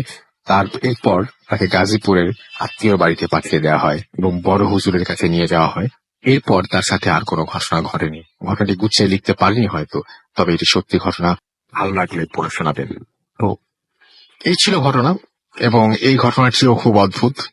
আপনারা বুঝতেই পারছেন যে চাচাতো ভাই এবং লোকমান 3জন মিলে মাহফিলে থেকে ফেরার সময় ঘটনাটি ঘটে। স্বপ্ন সত্যি হয়ে যায় এবং স্বপ্নটাও যতটা ভয়ঙ্কর, বাস্তবে সেই জিনিসটা দেখা তো আরো বেশি ভয়ঙ্কর। সুতরাং বুঝতেই পারছেন কতটা ভয়ঙ্কর ছিল সেই অভিজ্ঞতা। আরো একবার বলি, আমাদের ইমেল অ্যাড্রেস হচ্ছে bhutfm@radiofurti.fm, which is bhwtfm@radiofurti.fm এবং এখানে আপনি আপনার নাম, ঠিকানা এবং ফোন নাম্বার সহ আপনার জীবনে ঘটে যাওয়া সেরা ঘটনা লিখে পাঠিয়ে দিন। ঘটনার শুরুতে অবশ্যই উল্লেখ করুন ঘটনাটা আপনি স্টুডিওতে এসে শেয়ার করতে চান নাকি আপনি চান আপনার ঘটনা আমরা পড়ে শোনাই। যারা দেশের বাইরে আছেন তারা সরাসরি অডিও ক্লিপ পাঠিয়ে দিতে পারেন বা ইমেইলও করতে পারেন। আর সেই সাথে আজকের এই স্পেশাল এপিসোডটি কেমন লাগলো, আপনাদের জানিয়েছিলাম যে স্পেশাল এপিসোড হবে, কেমন লাগলো সেটা জানাতে আমাদের ফেসবুক পেজে লিখতে ভুলবেন না, www.facebook.com/very.furti and www.facebook.com/bhutfm.russell। আজকের মতো এখানেই বিদায় নিতে হবে। কথা হবে আবারও আগামী শুক্রবার। সেই পর্যন্ত সবাই ভালো থাকবেন, সুস্থ থাকবেন, সুন্দর থাকবেন, মোস্ট ইম্পর্টেন্টলি সুস্থ থাকবেন। আজকের মতো এখানে শেষ করছি। টাটা।